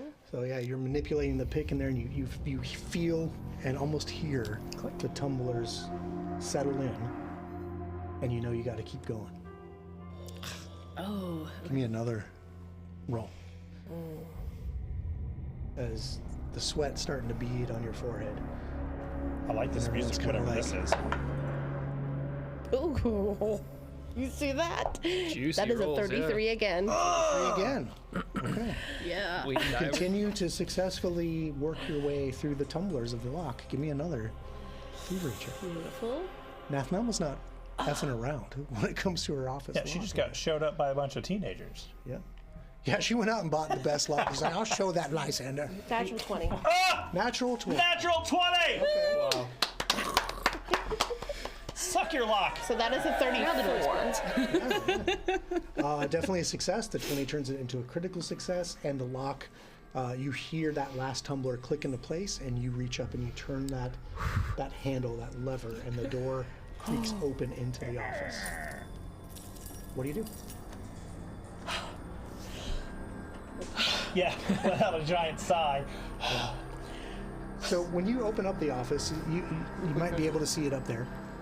Well, like, so when the door opens, that's when I kind of like, I'm gonna look around and make sure there's no one coming, and then I kind of drop the axe, and I'm gonna reach out and like get my shield and Kopesh out of the speeches pouch. Okay, that takes 3 minutes.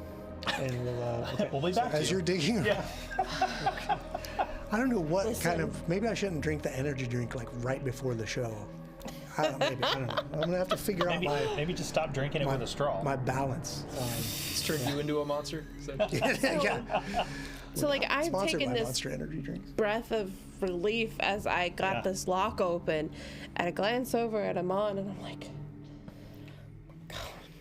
and kind of open the door and like let him like, cause he's So he's gonna lead the way in as you step back away from the door. yeah. Okay. yeah. So as you walk in, Amon, I assume you walk into the office. Shield raised. Okay, so shield raised, you step into the office, and what you see is kind of this long, it's a very large office for a college professor, in my opinion. Yeah. But A visiting professor at that.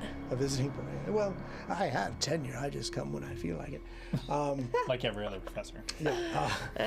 So even though it's large, Yeah. it is a very simply appointed office. There is a desk at one end. There are bookcases lining the walls, especially at either end. There's a large bookcase behind her desk. You can see there that she has a couple chairs where students can sit down and talk with her.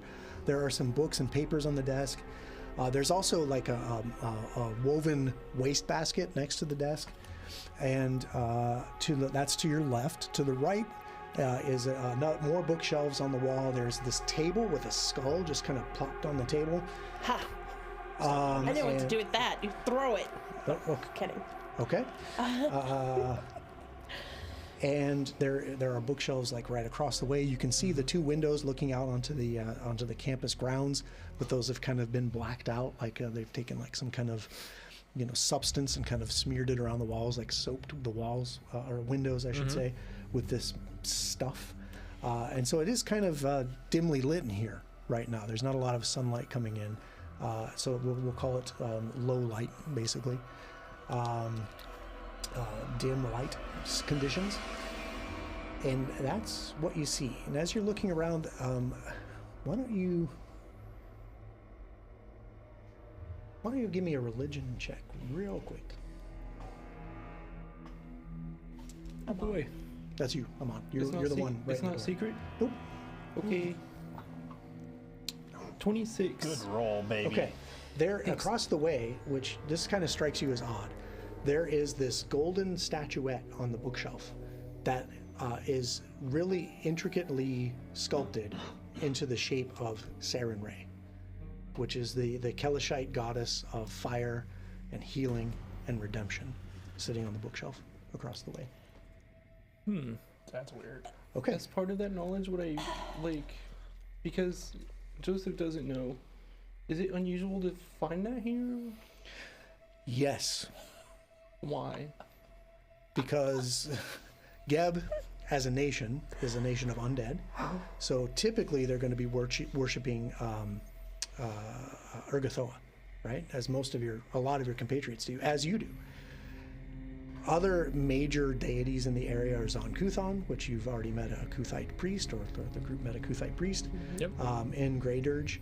And there are some other minor religions, but for the most part, this worship of really this deity that represents like life and healing and redemption doesn't really jive with undeath and the void, right? All.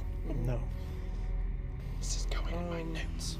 When we found, just a little throwback, when we found that star knife, it was on someone that had been killed, right?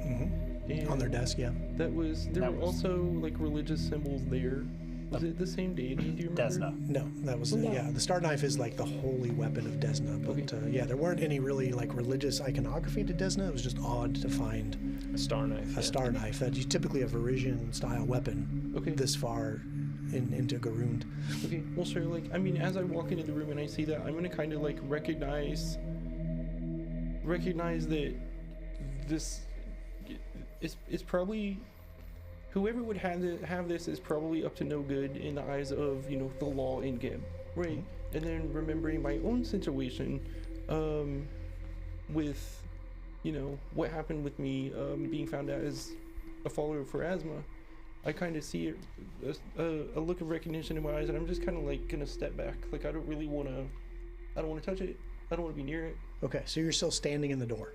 Well, I mean, I would imagine that we've. How far do you want to go in? I would have stepped in. How far? You tell me.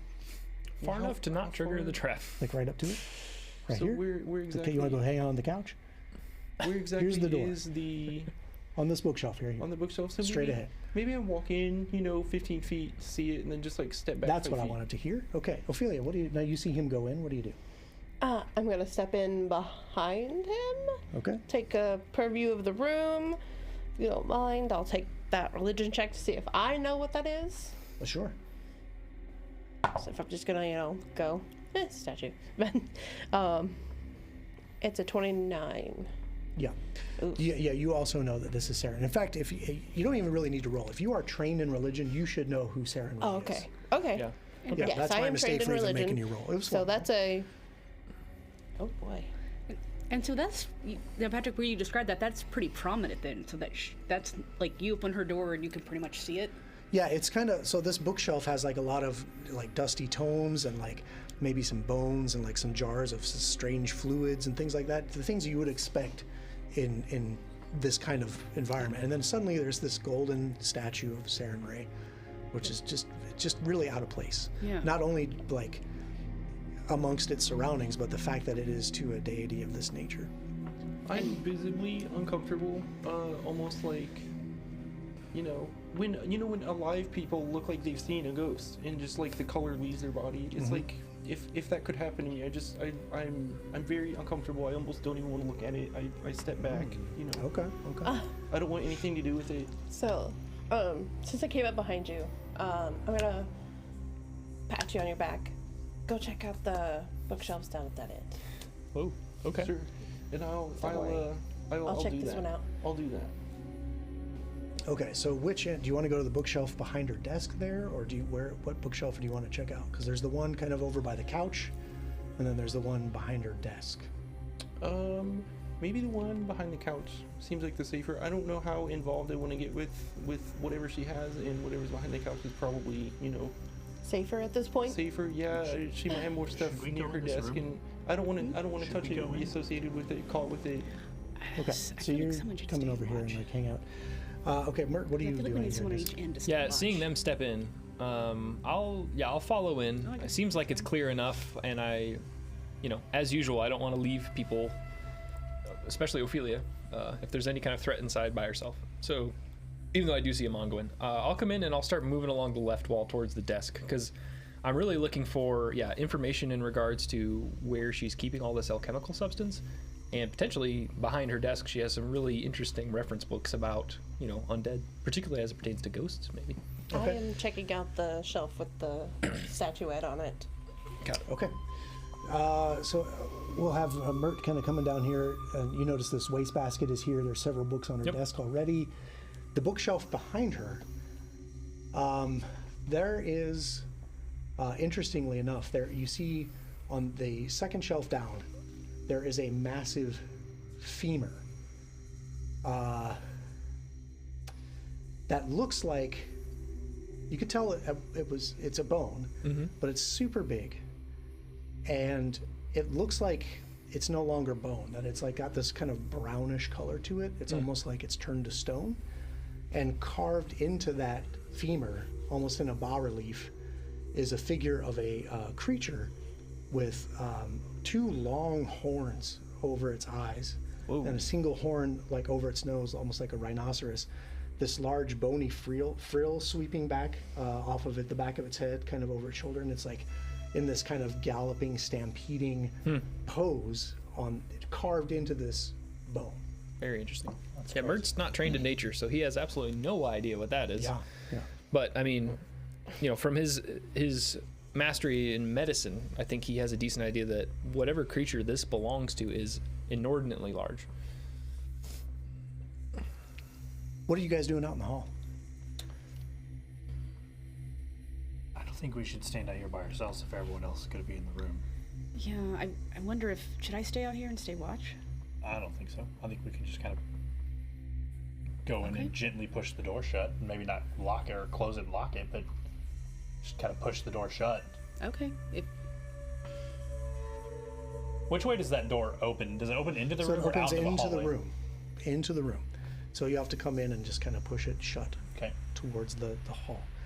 And there's a soft click as you shut it. Mert's starting to make his way down by the desk. Whatever way that door opens, so if it like opens to the right, I'll have Remy stand where that door would open and provide him cover if someone walks in that. You see what I'm saying? Like behind the door. Like kind of behind where the door opens. Okay, we'll just put him like that. Does that make sense? Like where? Yeah. And then You know, I'm have just some going cover. to kind of just search the room for just any kind of inordinate traps that are maybe laid in this room. I'm not looking for anything specific. I'm not going anywhere specific. I'm just kind of very cautiously just searching through to make sure we aren't stepping on things we shouldn't step on. We shouldn't grab things we shouldn't grab. Those kind of things. Sure. Yeah, so as you're seeking around, Yep. yeah, you just notice that like all of these bookshelves like are just piled with tomes and scrolls Yep. and specimens of like bones. There is like one of those bell jar specimen jars of like a small humanoid skeleton that just fits in a jar about this big.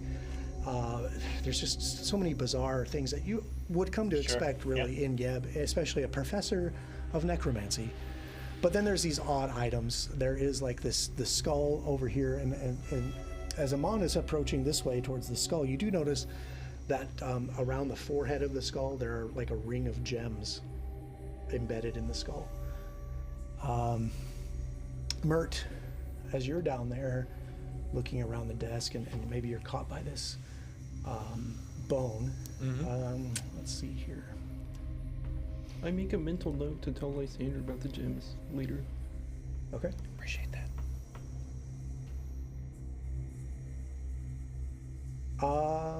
Yeah. So you notice that on top of the desk there are a pile of letters. They're still kind of in the envelopes, and there is a crumpled up letter on the top of the trash can that the wax stamp that sealed the envelope has what you recognize as the symbol of Ergothoa stamped into it. Interesting. Okay. Yeah, I'll kind of reach down. I don't want to like talk out loud too much to be like, hey guys, look at this bone in this letter, but I'll reach down and try to scoop that up. And I do. Okay.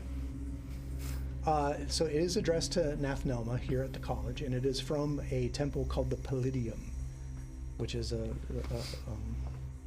that's all you know so far. Okay. You do have society, so I'll give you a society roll. Sure. Yeah, you know that is one of the temples you saw here in the Three Gates district, so it's not far away. Where exactly it is, you're not sure, but you know that it is a small temple to Ergothoa here in Three Gates district. Okay. Definitely useful.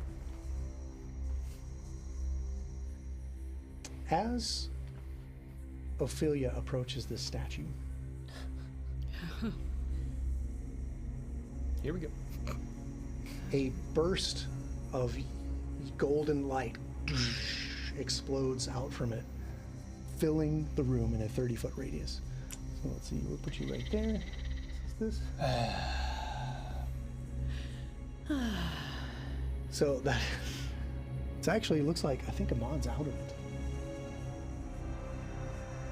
Let's see here, 10, 30. Eesh. I think you're right on the edge of it. The I'm only good. one that's I think out of it is Mert. Yeah.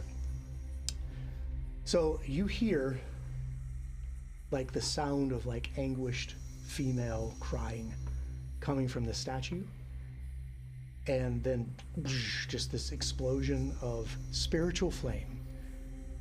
Everybody in the area, that's everybody but Mert, I'll need a will save as I start rolling lots and lots and lots of dice. Hey Patrick, the Spellguard shield, would that help with this? No, because this is an area. You're not targeted directly. Oh, okay. I if anybody by the door rolls very poorly, let me know.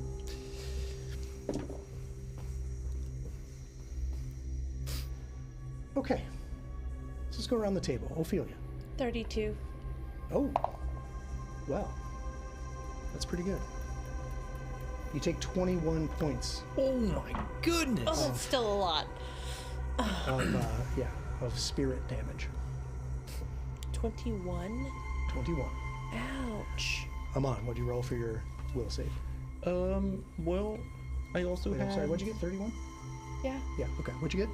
I also had 32, but that was with 32. a nat 20. A natural 20? Yes. All right. Well, you got to say that up front. You buried the 32. lead. I gotta, Yeah, I mine gotta was a keep you in 32, but- suspense, man. Okay, that is very It's about the suspenseful. delivery. Because technically it's a success, but because you rolled 20, it rolls up to a critical success, Yay. so nothing happens to you. Oh, that's great. Yeah. Ah, good. How about Lysander? 26.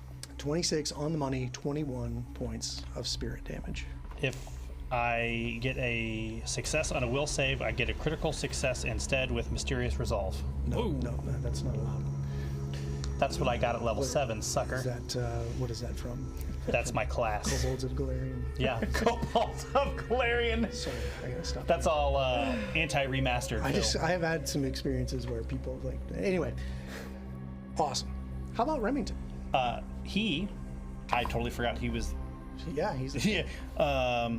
He didn't do so well. Okay, if he did really poorly, He rolled a 6. yeah, it sounds really bad. Mert will kind of spin and kind of like almost preternaturally look at you and like focus and narrow his eyes at Remington.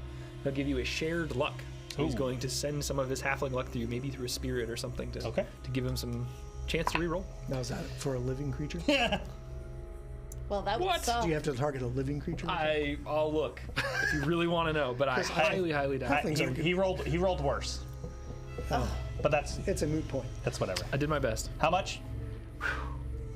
So those that pass got 21, so he takes 42. 42, you Well, say. What is the total? Because if he critically failed, it's going to be 84. So 16. 16 is a critical failure. 84. He 84 dies. damage. So he goes to 0. okay, but that's not double his maximum hit No, points. So he no. is dying 1. Yep. Dying 2 because of critical. Yep. Oh my It does gosh. say an ally. Okay. It doesn't specify living or dead. All right. Correct. Thanks. Yeah, I was just peeking out. Do you really think of Remington as an ally? Yes. Okay. Not anymore. No, I'm kidding. All right. So right off the bat, Remington is down.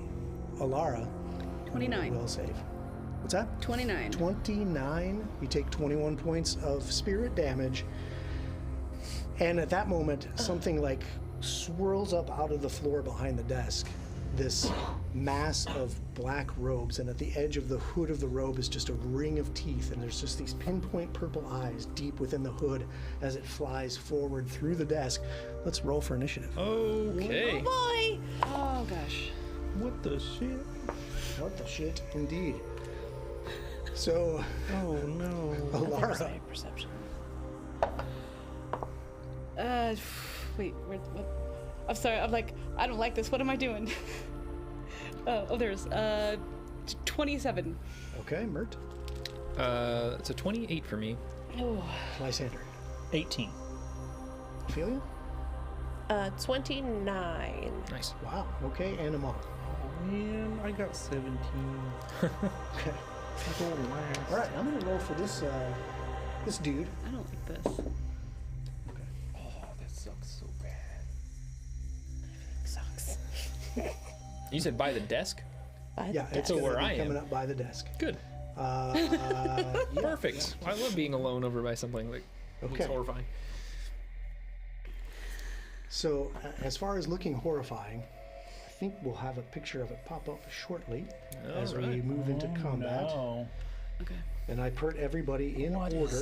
What is that? What is that? Oh, no. Everything's lined with teeth. What the heck? Oh, Everything. The hem of it, Lots yeah. of the hem teeth. of the robe lined with teeth, and it just materializes out of the desk. Lysander. Don't get eaten by that thing. We're not at my turn yet. There's some shit that's going to go down now that Remington is down. Yeah. I'm just saying, usually when somebody's getting swallowed, it's you. Hey, shut your mouth! If I go down, if you take a bullet to the face, there ain't no one I need to saving put you. something in the desk. My goodness.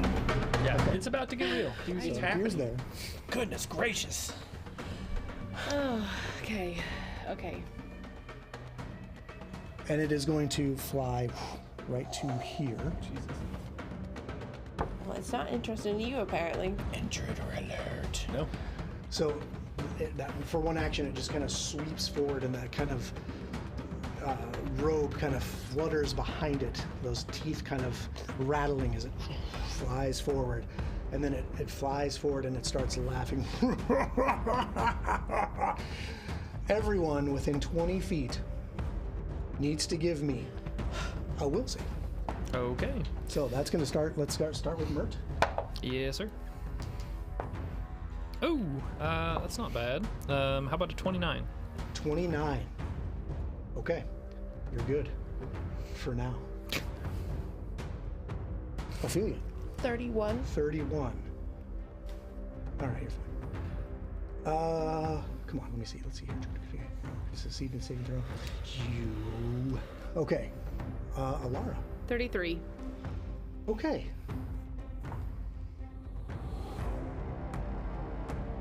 And I think Lysander is just in it. 32. I had to ask. Everybody is unfazed by this as Wow. this wave of like fear starts to overcome you, but you steel yourself. Your resolve pulls you through as you're ready to face this thing. And then, what's it gonna do?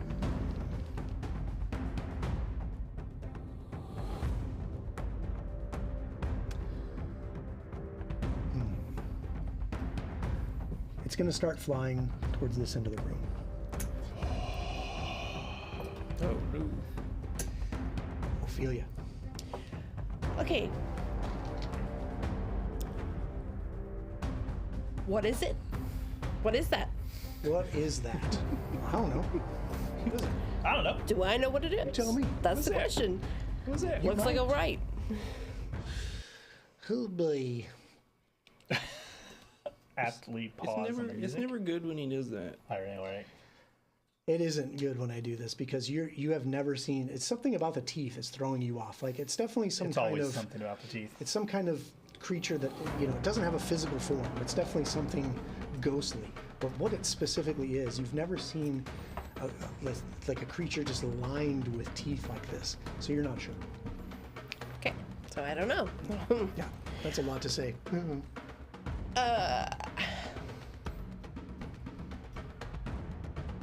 I guess I would have the look of confusion and Oh, do you want to take the confused condition? no. Ah, keyword. You're so funny. He's got the jokes. Try. He does. I have to make it lighthearted because this is going to get bad real quick. Oh, yay.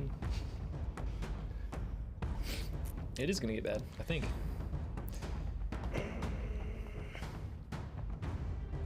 I don't know if I mentioned too that I used my bastard sword to pick up that letter to read, so I've got that in hand. I just want to be clear. No, That's what I It's was very gonna clear. do. mention that. No. I'm gonna pull my cold iron mace. Or Okay, so whatever it that's the is. second action to draw that weapon. Mm-hmm. Fine. See if I care. See if I can. Cool. Let's see. I'm glad you don't. No, I do.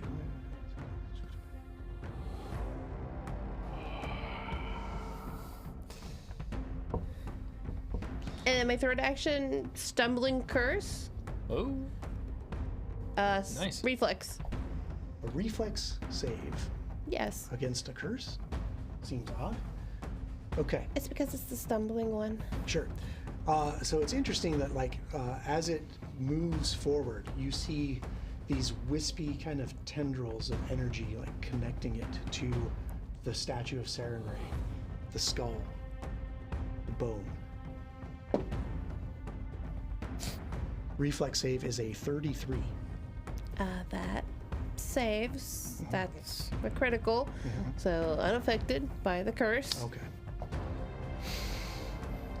That's I all think my that's it, yeah, actions. that is. Mert. Mert is going to draw his bastard sword in 2 hands, Okay. and then he's going to do a sudden charge. So stride, trice, and strike. Okay, what is your speed now? 35. Okay. So plenty of speed. If I can get Keep it there. right there. Sweet. And Lysander falls over. In shock. Yeah, he just passes out from the fear. Remington, no. It's like feedback, yeah, from the connection to Remington. That's what happens when you play with minis and you're shaking with anticipation and anxiety. Oh, here we go. Here we go. Oh, okay. That is a 34, I believe. Okay, that's pretty good. 34's a hit. What? Okay. That's not good, guys. Okay, here we go. This is some damage up here. Oh god, terrible rolls on the damage. That is going to be 19 points of damage. 19 points of damage. Yep. Okay, now explain to me this weapon. What is Yes. it made of? What is its properties? What can it do? Of course, yeah. So my bastard sword is a +1 striking cold iron bastard sword now. And because I am a ghost, and because I am the type of barbarian that I am, it does have the ghost touch properties. There we go. So how much damage did you do? 19. Oh, No. 19. Nice try. So yeah, your sword bites into it Right. and draws like this horrifying scream from within that cloak of teeth. And I don't know if it matters too, but some of that is slashing and some of that is spirit damage. So if it does have any, okay. Yeah, we'll just give Sounds me all good. the numbers. I appreciate that. I got it. For speed's sake, we'll just say give me Sounds great. total. Alara. Alara is going to cast haste on Mert. Whoa! Oh, all right. Is he within 30? He is. Looks like he was. Okay. Yeah. And then let's see. Nice, very nice. And then guidance on Lysander. Oh, perfect, because it is Lysander's turn. Okay. Poor Remington. When Remington falls to the ground,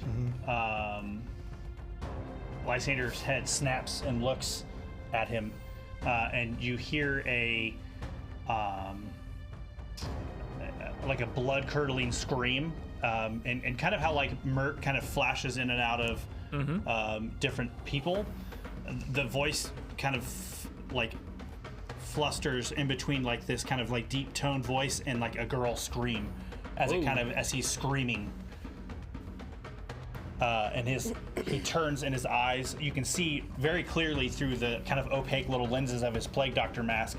The eyes on the inside are no longer green. They're kind of this red color coming out of his mask. Did we just unlock Hulk Lysander? And Boss music starts playing. I will. Can I get the top down? Let's see. What do you 10, need? 15, 20, 25, 30. No. Okay. Can't reach you. Luckily for you. Okay. Are you asking if I was trying to get to Amon. Oh, okay. Who, me? Yeah, you. I'm Yeah, concerned. He's not quite in 30. Okay, so his eyes are burning this red color, and he points with his hand, and you see that kind of flash in his eyes as he's kind of analyzing whatever the hell this thing is. And I will use Whisper of Weakness for one action. Okay. This is one of your feats, right? Yep, this is the one that lets me know if it has any weaknesses. I learn them, and that whichever if it is its worst save. Sure. So as you kind of replay this creature coming up out of the behind the desk, flying through the desk, obviously it's some kind of incorporeal creature. With this ability,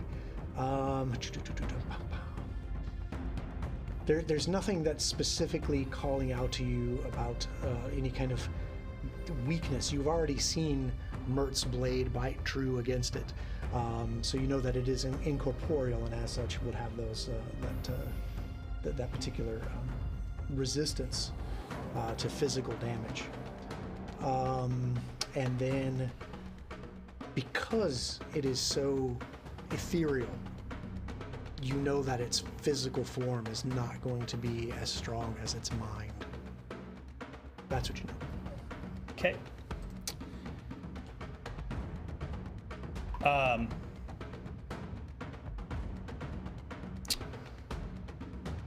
I need a...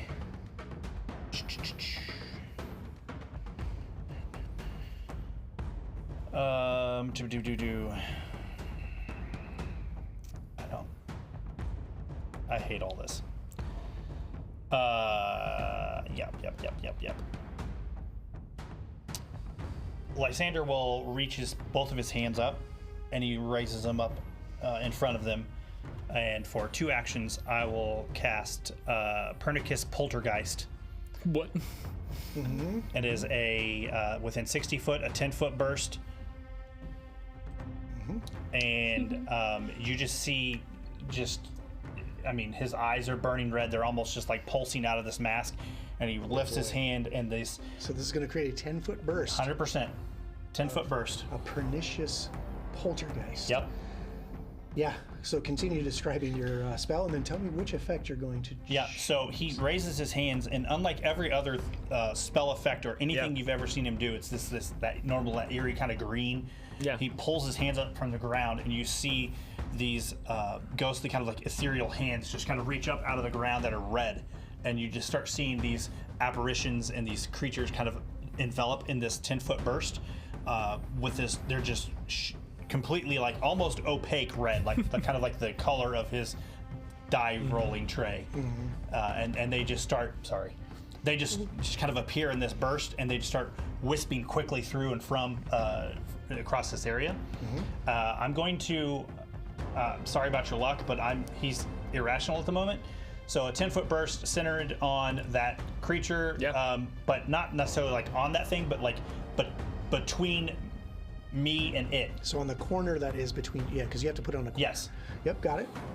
I know exactly where it's pinpointed. So right now, Mert is going to be the only one in that burst. That's Great. okay. What's happening in that burst? Which of the 3 things?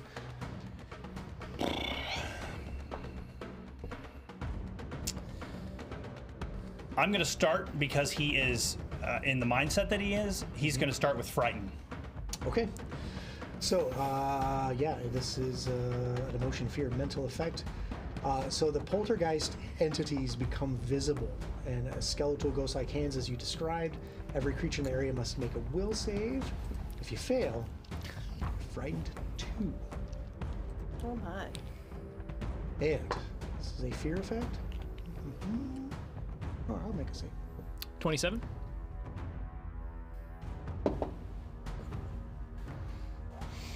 Natural 1. You're good. Okay. Thanks. I thought that was You're a bad not roll, good. but You're not me. good. Okay. Shit. Shit. Yeah, this is okay. So there's no critical. Yeah, there's no critical effect so to I'm it. just going to be frightened 2. So -2 to everything, which is huge. Yeah, so he pulls those poltergeists up, and it's you see these kind of incorporeal hands reach up and grab this thing, and it's almost trying to like pull it down into the depths of wherever it's going. Meanwhile, Lysander is still like in the middle of that blood-curdling scream, like he's screaming, and his voice is kind of breaking between that like male and female voice. Yeah, and just echoing out from the folds of this is just this. Yep. As it's fighting to not be pulled down by these entities, Amon.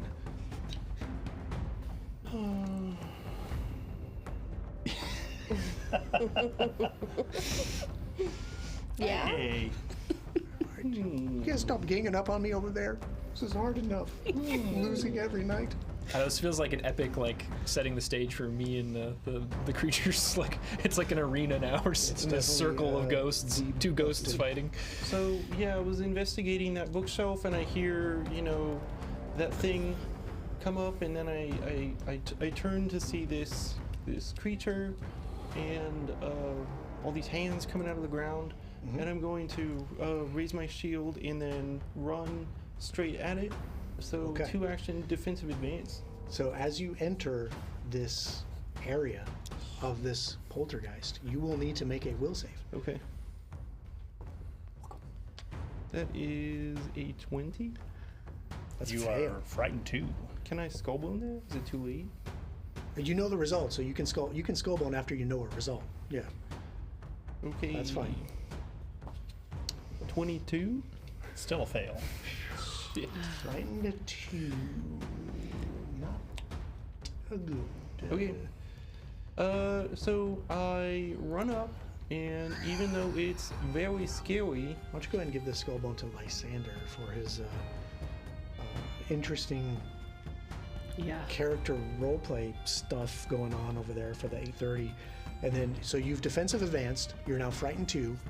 so defensive advance, 2 actions. I raise my shield, charge, and then if I end within range, I can strike. Yep, you got As it. my first strike, I would like to attempt to trip with my Kopesh. Can I Whoa. do that since my weapon has the trip trait? Make strike. Does it have to be like? Does that technically count as strike? It is an attack action, and it is not a strike action, however. That's a great point. Make a strike would be just a strike. Yep. Okay, If it says then- specifically you may strike, then you have to strike. Okay, then yeah, I will. I'll stride up with my shield raised, strike. Okay. 22 to hit. No. God damn. And then You do have an action left. I'll take a swing at it, and then I'll like turn it around, and then try to like seeing the hands. Maybe it looks off balance a little bit, so I'm gonna try to like sweep the leg, and Okay. trip it. So this is athletics.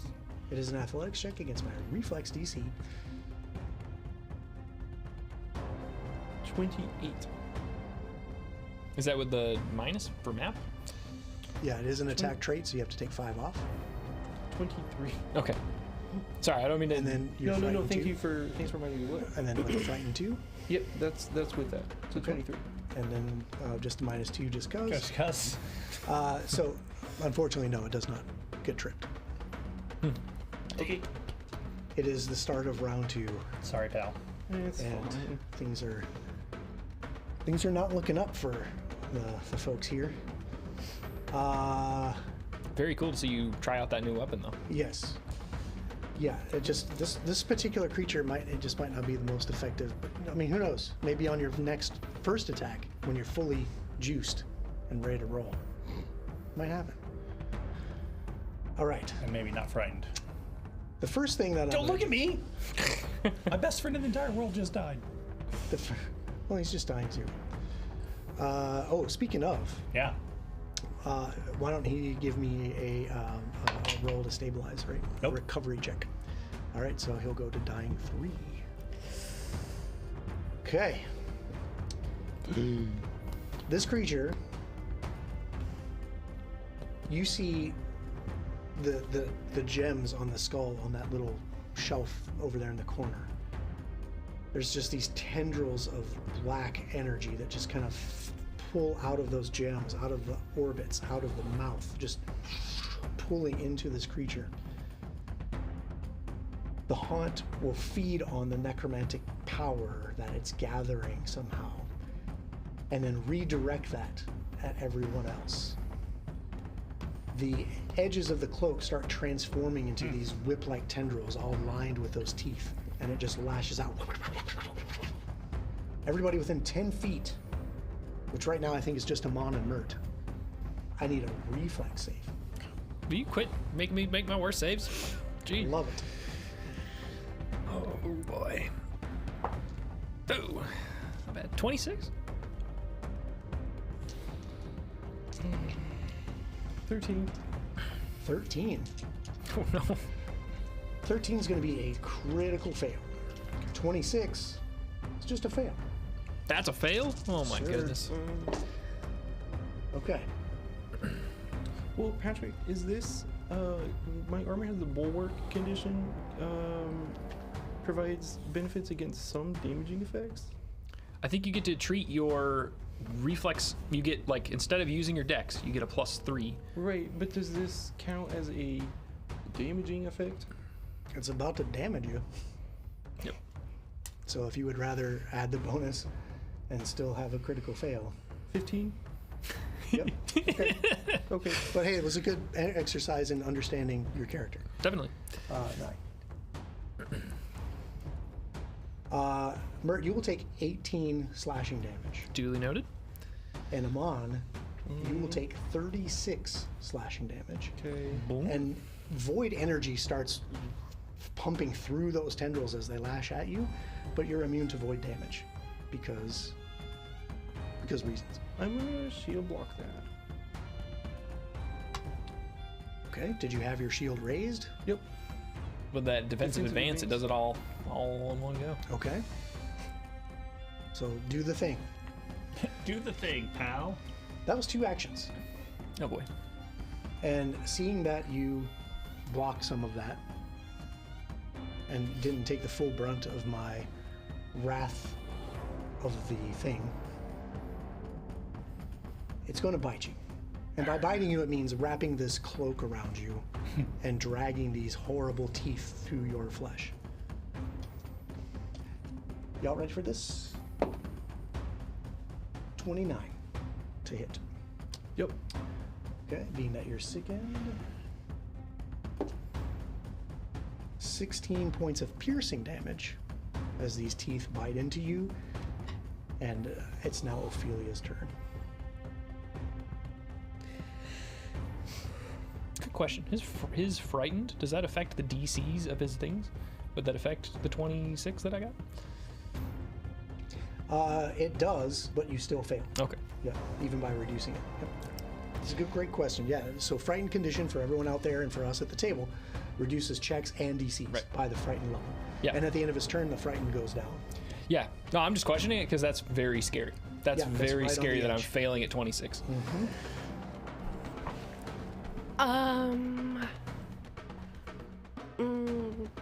Shit. No, that's a success. So half damage. Oh, okay. Yep. I'm gonna go. See, I'm good at this. You're fine. I'm gonna go with some phase bolt. Okay. Phase bolt is what kind of damage? Force damage, right? Technically it's piercing, Okay. but it's magical energy. But it does piercing damage. All right, go ahead and roll to see if you can hit me. That's me role playing this.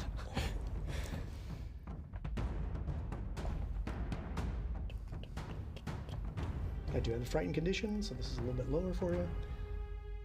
Huh? I said I do have the frightened condition, so my AC is just a little bit lower right now. Oh yeah.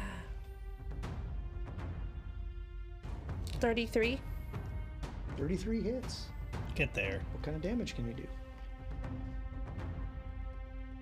Sorry, I was counting my d6. Those are D4s. The spell is Whatever, D4s, I think. d4s. It's d4s. I know what I'm supposed to be rolling. Great, there goes my actually next week. As you see right here, she picks up Yeah. these D4s. These little triangles are D4s.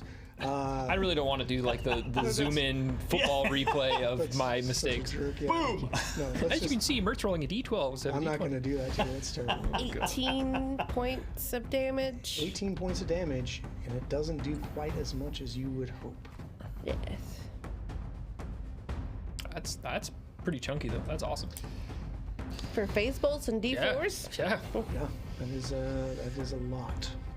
So that's 2 actions, Ophelia. What's your third? My third action. Pat out the flames all over your cloak From what? from that explosion that went off at the Oh. start of the thing.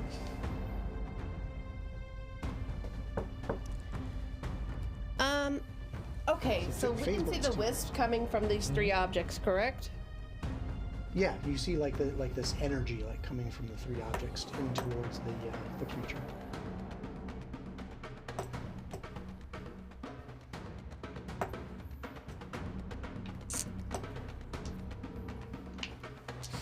It's probably a bad idea. Could be. I'm gonna smash the Siren Ray statue. Oh. Okay. You can certainly try. So you're kind of standing. You're gonna have to probably step to get to where you can actually reach it on the shelf. So that would be your turn. So you can bash it next turn. I'm not bashing the shelf. I'm just gonna. Yeah. Oh, tip it So onto you're the just gonna ground. take it off the shelf and throw it on the ground? Yeah. Gotcha. Okay. We'll come back to that next time. Mert? Yeah, I'm gonna try to hit this thing as much as I possibly can. Okay. And, you know, us both being kind of ghostly forms, I think I do catch on that these poltergeist hands that are grabbing it and dragging it down are affecting it. I'm going to do an intimidating strike.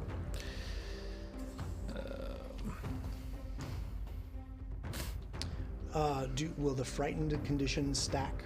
I don't It's a good think question. so, because they're going to be... It would take the highest. Yeah, and I think I just do frighten 1. Unless it's a crit, maybe it can be frightened 2. Yes. So, yeah, maybe I'll just go for it anyway. Yeah, on a crit, it's a Because he frighten would 2. have to sustain it to even keep me frightened 1 next turn. So Right. it's still a good move. Yeah, so I'm gonna do Just that. let you know it's not going to like build up to like frightened 7 or some nonsense. Oh man. Okay. Yeah, no, I'm with you. Sounds good. I'm definitely still doing Stop it doing though. that over there. Giving you frightened 7? Oh, I'm frightened 7. Yeah. that's a 20, so it's gonna be a miss. It is. Intimidating strike is 2. It is activity? 2. So I'm gonna stay where I'm at in this thing, and I will swing again. Okay. Normally, -5. Yeah. Ooh, that's actually pretty good. How about a 30? 30's going to connect. Okay.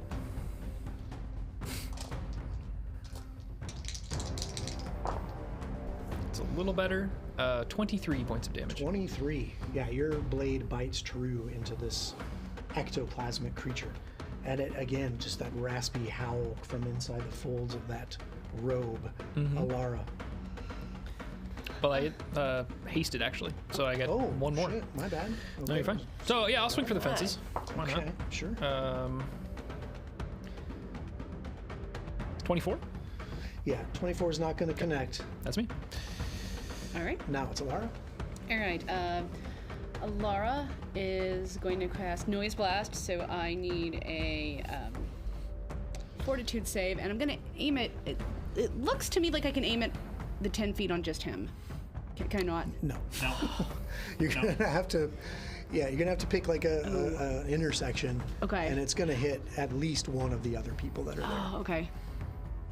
Oh, because which one is he? Sorry, it's hard to He's tell. the from middle one. Oh, okay. so I was there's thinking he was the one in the back. Oh, So is that you've got Amon? Mert. You've got Yeah. Mert, Okay. the Thing, Amon. Yeah, sorry. okay, The two blue creatures right next to each other. Yeah, the two blue things. Yeah. No, I guess from like when I started from the top, I was hoping the back one was him. Okay. Yeah, I get you. Okay. Change directions here then. Okay. While you're cooking that up, Lysander, you'll be I already got mine. still. Okay. Yeah, I was kind of curious about. My frightened condition is not going down. No, it's not. Is mine? Unless you move. I'm within 30 feet of him, right? Still. Of all that stuff, yeah. Okay, perfect. I'm going to go with telekinetic projectile. Okay, there are lots of things in this professor's office Yeah, you can fling at this dusty old tomes of necromancy. So let's see how this goes. Yeah, fire away. Hit me with your best shot. 29. 29's a hit. Oh, nice. Yeah. I get a lot of dice. And are you doing bludgeoning damage? Slashing is like paper cuts.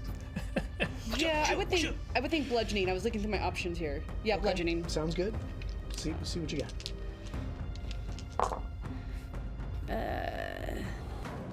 13. 13 damage. Wait, did I have that right? Yeah, 13. Okay, so this book goes sailing off of a shelf and like wings and goes right through it. And as it passes through it, just this little trail of ectoplasmic just after it. So it takes a little damage. Yeah, I'll take a little. Okay, that's 2 actions. And then I will do. Let's see. I've already done that haste on. So let's do guidance on Amon then. Okay. Lysander, you are up. One action, we're sustaining the poltergeist, and this red just kind of gets deeper and deeper and deeper red as he's still like actively screaming. I don't know that he's even stopped for breathing, and he's got one hand kind of holding this poltergeist in place, and he reaches over and he casts a what level is that now?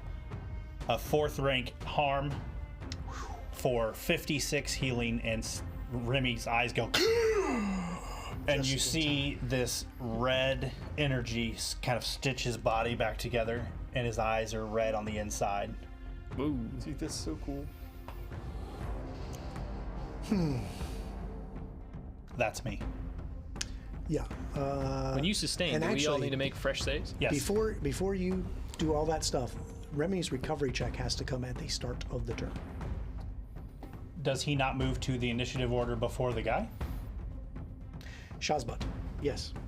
But he's on the same initiative as you, so I'm going to have to make a whole different tag for him.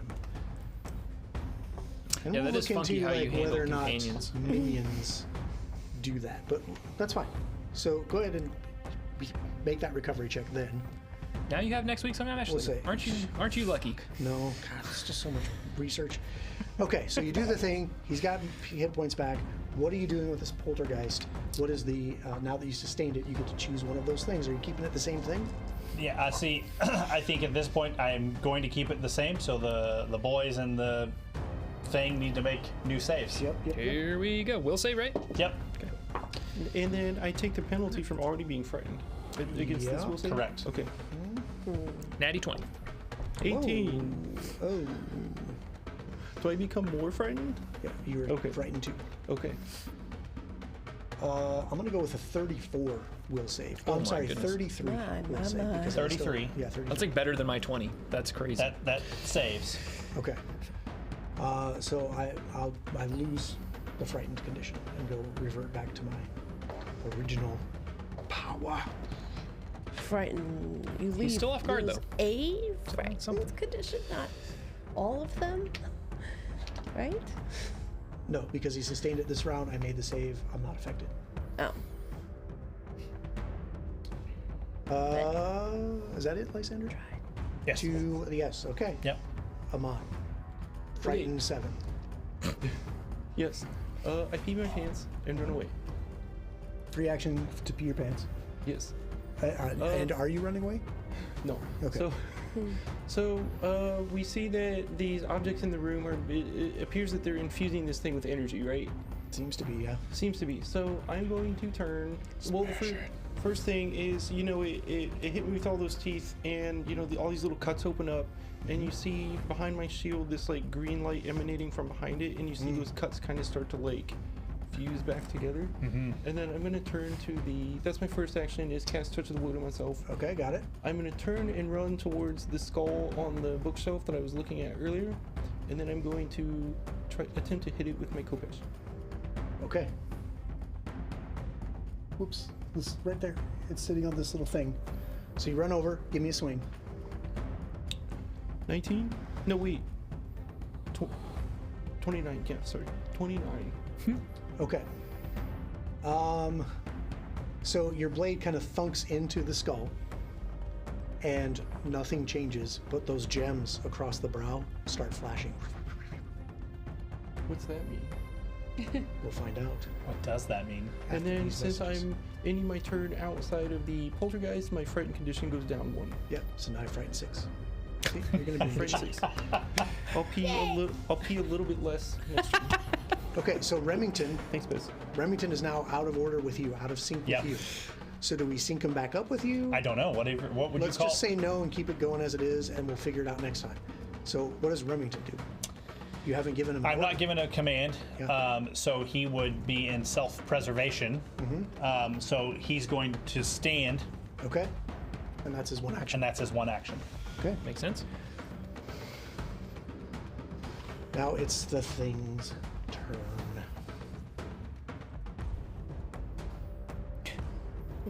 Crying is a free action, that's for sure. You guys are immune to that. Okay, that means no problem. Do that. Yeah, I'm not loving fighting this thing. I've been rolling hot and still not doing I great. don't like this thing. You're on the run from me. I can taste your fear. I'm gonna fly right over to you. It's not because of you. It's because his own dang reactive party strike if member. he's flying away. Yep, he is. Oh. 28. 28 just gets it, even though his frightened condition is gone. He just got him. Okay. 21 points of damage. Blade bites into his back and flies right up to Amon and lashes out with those tendrils. Let's see. Let's see. Do I do that? Yeah, you know what? I'm going to do that. So again, it just like absorbs this energy from the skull. Once per round. Oh boy. To the end of, okay, so that doesn't work. So it doesn't come from the skull. The wisps of energy actually stop coming from the skull. It's now coming from the Saren Ray statue, feeding into it. Did they stop coming from the thing when he hit it, or did it? No. Okay. It's just No, you're good. I it's just want to unable make. to like draw it from Yeah, the you're- skull because it just did basically. You're good. Not What that looks Lysander like cares. He's visually- currently yeah, he's having a in meltdown. rage. Okay. And as it does so, just tendrils full of teeth lash out all over you, just slash, slash, slash, slash, slash. I need you to give me a reflex save Man. with your frightened one. And this is a damaging effect?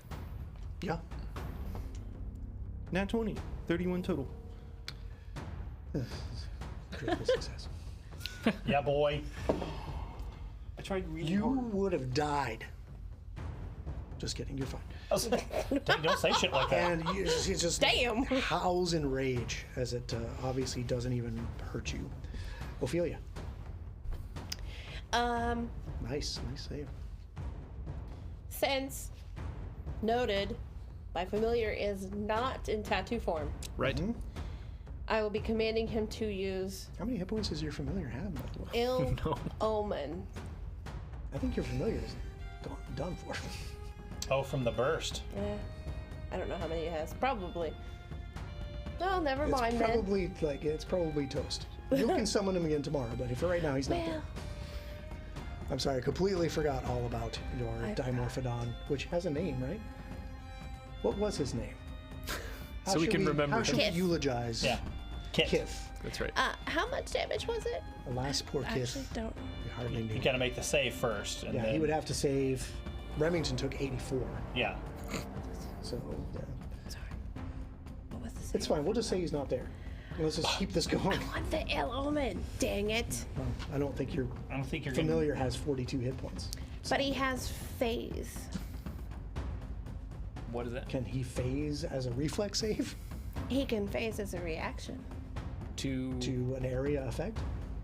What is that? What's the ability? What's the trigger? The trigger is damage. Phase familiar. Your patron momentarily recalls your familiar to the ether, shifting it from solid physical form to a ghostly version of itself against the triggering damage. Your familiar gains resistance 11 to all damage and is immune to precision damage. Okay, so instead of 44, it would take 33. If he didn't take the if he took the thing, and he has 35 hit points, by the way. He has 35 hit points. Yes. Oh, so Holy shit! he just barely squeaked out of this. Yes. 42. It was 42? Yeah. So 42, but he phased and takes 11 less. Yep. So that's 33. And how many points does he have? 35. So now he's got 2, and he's a little ghostly thing, and he Casting can do ill this stuff. omen. Son of a- great. And that's without rolling his save to see if he even Sure. Yeah, it was fun. saved. Yeah. By the way, Let's, that's a will let's save. move this on to the current round. And what does he do? That is a will save. Ill omen. Ill I omen. have to make a will save? Yes. I'll give you a will save. I'll give you. He said, "I'll show you." Yeah, right. Okay, here we go. I have rolled a 1 tonight. Here comes that 4. No. 28. Okay, that is a success. Yeah. However, Comma. okay, it doesn't. Yeah. That's fine. Okay. So what do? Yeah. Now that you're standing there with your cold iron mace ready to knock this statue off the shelf. Oh, I'm knocking that statue off the shelf so Okay. bad, so hard. So just give me an athletics check to knock this 8-pound statue off of a shelf. Okay, I have athletics. Yeah. Everybody has athletics. Whoa. Not with a 1. Not with a nat 1? So you're like, No, maybe I you're don't just want- like so freaked No, out I'm about not this. funding a fucking Okay. athletics check. Uh-oh. I That paid is for pretty athletics. pathetic. Okay. Hey, you got 5 minutes. Make it happen. That's a 7. I don't think the statue's 17. moving. I don't think the statue's Okay. moving anywhere. So you just reach up and you just grab it and you just thunk it onto the carpeted or the wooden floor of the office. And then it I'll just hit it. thunks into the ground, and then give me a swing to hit it on the ground there. Fuck this thing. Okay. Up next will be Mert. God bless it. What? This has the attack rate, so it's going to be -5. Natural 20. Oh my god. What does that add up to? Okay, so you hit the statue. How much damage 30. do you do? Okay, great. Is that after map and everything? Yeah. That's after How math. much damage do you do with your mace? Roll your D8, and let's get this show on the road. No, it's a D6. Okay, even better.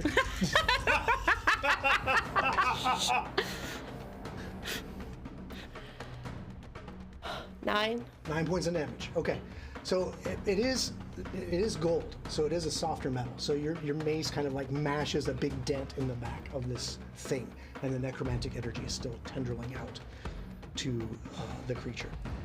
Mert. Yeah, I'm gonna move up to it, and then I'm going to intimidating strike again. Is now off guard. Yes. Yeah. Yes. Can I add my D6 for sneak attack? Blah, blah, blah, 23. No. Okay. 23 is also a no for Mert as well. Hasted action. I'll give a swing with map Okay, okay. and an 18. So that's what a turn for Mert. No. Is that everything? That's everything. Great. Move, intimidating, swing. That's 4 actions. Alara, let's take it to the end of the All right, round. am I within 30 feet of Mert? I was and then Mert I don't moved. think so now. I don't think you are now. Okay, I want to move just enough to be within 30 feet of Mert. Okay, easily done. And then, Mert, Yes. your whatever your primary weapon is there. Yes. Implement of destruction. Yes. I don't know what that is, but it sounds badass. Yeah, it's going to depend on. I need a will save. From me? Nope. Oh. It's going to be targeted specifically to this enemy. Oh, you like Yes. key it to them. Oh. So I need a will save from our little friend. Natural 20. Bullshit. Oh. Yep. Can I skullbone and Can make you you reroll here? that? No, you cannot. Oh, What? you can't skullbone your roll? Alara can. Oh. It's up to you. 2 minutes. Fine. Yes. He said, surprise, we're going for 5 hours a day. Natural 20. No! I'm not kidding. Oh! 2 in a row. Guys, let's hit the lottery tickets after. I'm just saying, shit. Okay, well, Alara, what happens with that? With a Well, natural 20. the enemy is unaffected if it's a critical success. Okay. So your sword just kind of goes, and that's 2 actions. Who's around me that doesn't have guidance? I feel like you're close enough. Let's. Yeah, hit you with some guys. The creature hasn't had guidance yet. No. Oh, okay. No. Okay, Lysander. Doesn't need more help. So Remy has stood back up, right? You see that red color very quickly fade back to green. Actually, I believe Alara's probably got to give me a will save because she's currently standing in that as she walked into that, right? Yeah, I need Thank a will you. save from the. I'm not going to sustain it, but she still walked into it, so. Yeah, during her turn, she Yeah. walked through it, so she'll have to make a will save against those that poltergeisty Yeah. hands. That is- Alara Ann, are you okay? No, Ann. Let's see. Come to the light, Alara Ann. 26. You made it. Yeah. Okay, that's good. That's real good. All right, that's good. Guess we all can roll tonight. Right? I'm just saying. Yeah. Yay! Okay. Okay, Lysander. I'm just saying. We're back to green. Lysander is technically in this square, Which square? the one I just put you in. 15. How far am I from Mert then?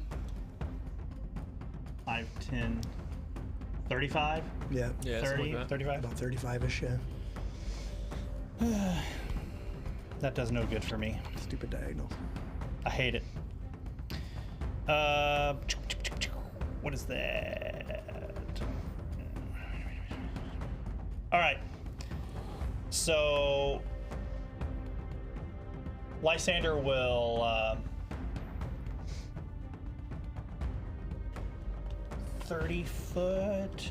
Is that what that is?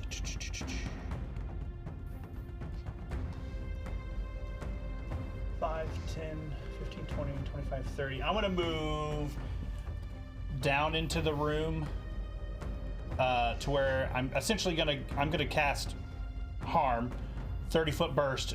I don't want to heal the bad guy, so I'm moving into the room. Oh, I see.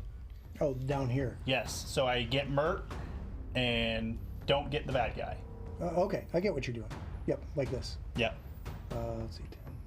You're casting heal? Yes. No. Okay. Casting harm. Right, everybody dies. That Yes. would be What a illegal. great campaign. That's right. That's illegal. Right. That's illegal. You say as you die. Okay, so this is the 3-action Yep. harm. It's another betrayal. We've been cooking this up for weeks. I love that you just start giggling like, I'm never gonna live that down. 24 To everybody. Wow. to everybody. Okay. Oh, nice. Yay! Very cool. Not to be very a braggart, but I actually Except don't me. need it. cool. Can you move and 3-action? Oh, you are right. No, you're right. So You can do it where you are. no, because then I'll get the creature, right? No, the No, creature 'cause- would be out. Damn it. And Mert would be out, and Amon would be out. Mert doesn't need it. You and technically 10, 20, 30. Yeah, Ophelia would be out. So Okay. just get these guys. Then real quickly, I will just I'll move into the room 15 foot from Mert. Bless. Whoa. Okay. And from underneath his cloak, that green fog folds back out into the room and kind of pulses out into a 15-foot emanation, and it's now back to that familiar green color. And you feel like these arms reaching up and kind of supporting your legs, and you get this kind of like energy transfer from Lysander to yourself. That will give you a +1 status bonus to attack rolls within the emanation. Amon, what are you doing?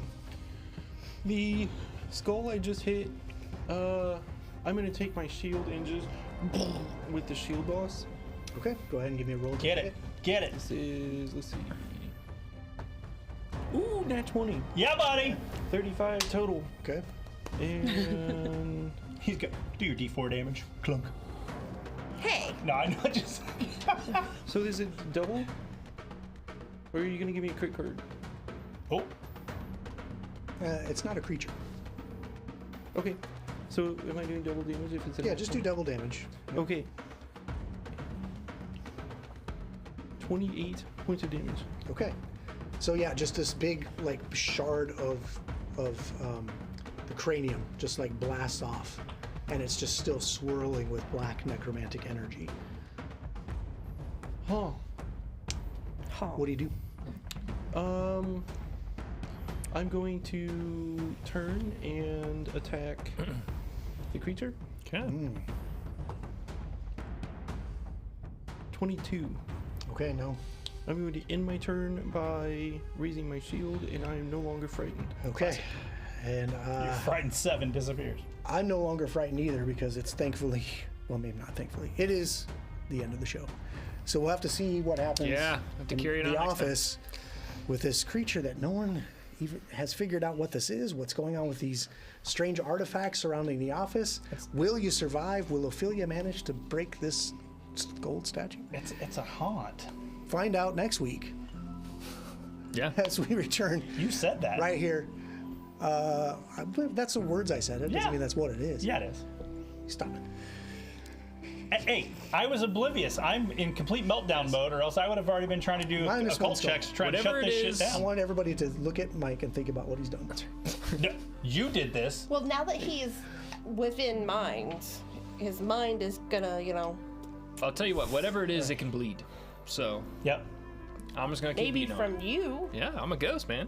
Ghosts fight ghosts. It could bleed from any one of you if you come walk over to me. He ain't got time to bleed. What are you talking about?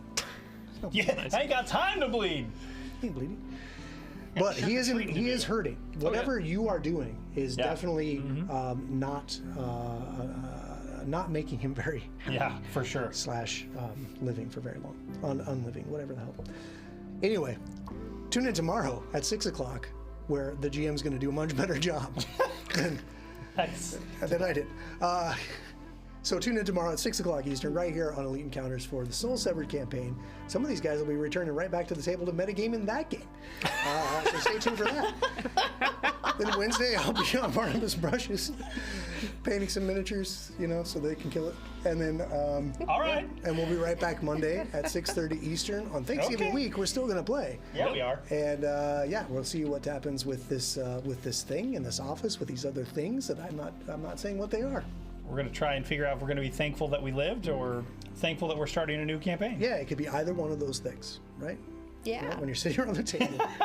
So, Mike and the other campaign, if there were going to be two people who were going to metagame, it would be us. Hey, he said it. I know he knows. did. I heard him. Lysander is not acting upon it. I'm still freaking out. I know, so it's not technically. Well, okay. That's right. It doesn't matter. It Everyone was a look at slip of the Patrick. tongue. It was just it's a Patrick, flavor I need hunt. you to think about what Flavor you've done. hunt. Flavor hunt. Yeah, look at Patrick I and think remind you him what he's to- done. To think about what you've done I'm just and glad come it's back not me. next Monday. Look, I'm constantly thinking about. I'm going to go home tonight and be up till 3 a.m. thinking about what I've done, and re-listening and taking notes and figuring out what I'm actually and like Did I cringing. really say Did I really say that? Yeah, That's what a great GM does. Figuring out how he can roll more of those nat 20s. Just going to beat myself up. Yeah, two nat 20s in a row. That's I can't complain about that. yeah. So I'm very interested though to figure out on the companion rules on whether yeah, he, we'll have to look into that for sure. Yeah, that's Like, something I've if- never encountered. If his initiative would change and then split you guys apart because Or he would it doesn't take have you the minion both trait. with him? Yeah, I don't know. I don't know. Yeah, would you also go to that initiative because he's your minion, or would he? It's just so weird. Like Yeah. we'll definitely Yeah, have it's to weird. figure it out. For sure. We're also going to have to figure out what you're going to do after the office if you survive. Let's let our viewers go to sleep, man. What? 9:30 There's Eastern. no sleeping. It's 9:30. We're going to another raid. Let's go. Yep. Catch you on the next Have one, a good guys. night. Thanks for Good watching. evening. Look at Joseph. Now, I mean, to be fair, so go to Remy sleep. has his own perception score, so yeah, he but may he doesn't be. roll his own initiative. Well, I mean, So I mean that is because he is a minion. He acts on your initiative count. yeah. So does his initiative count change if he goes into the dying Right. condition? I mean, this is getting into the really Nitty gritty nitty nuances. right? So Definitely we may have to like adjudicate it our own way.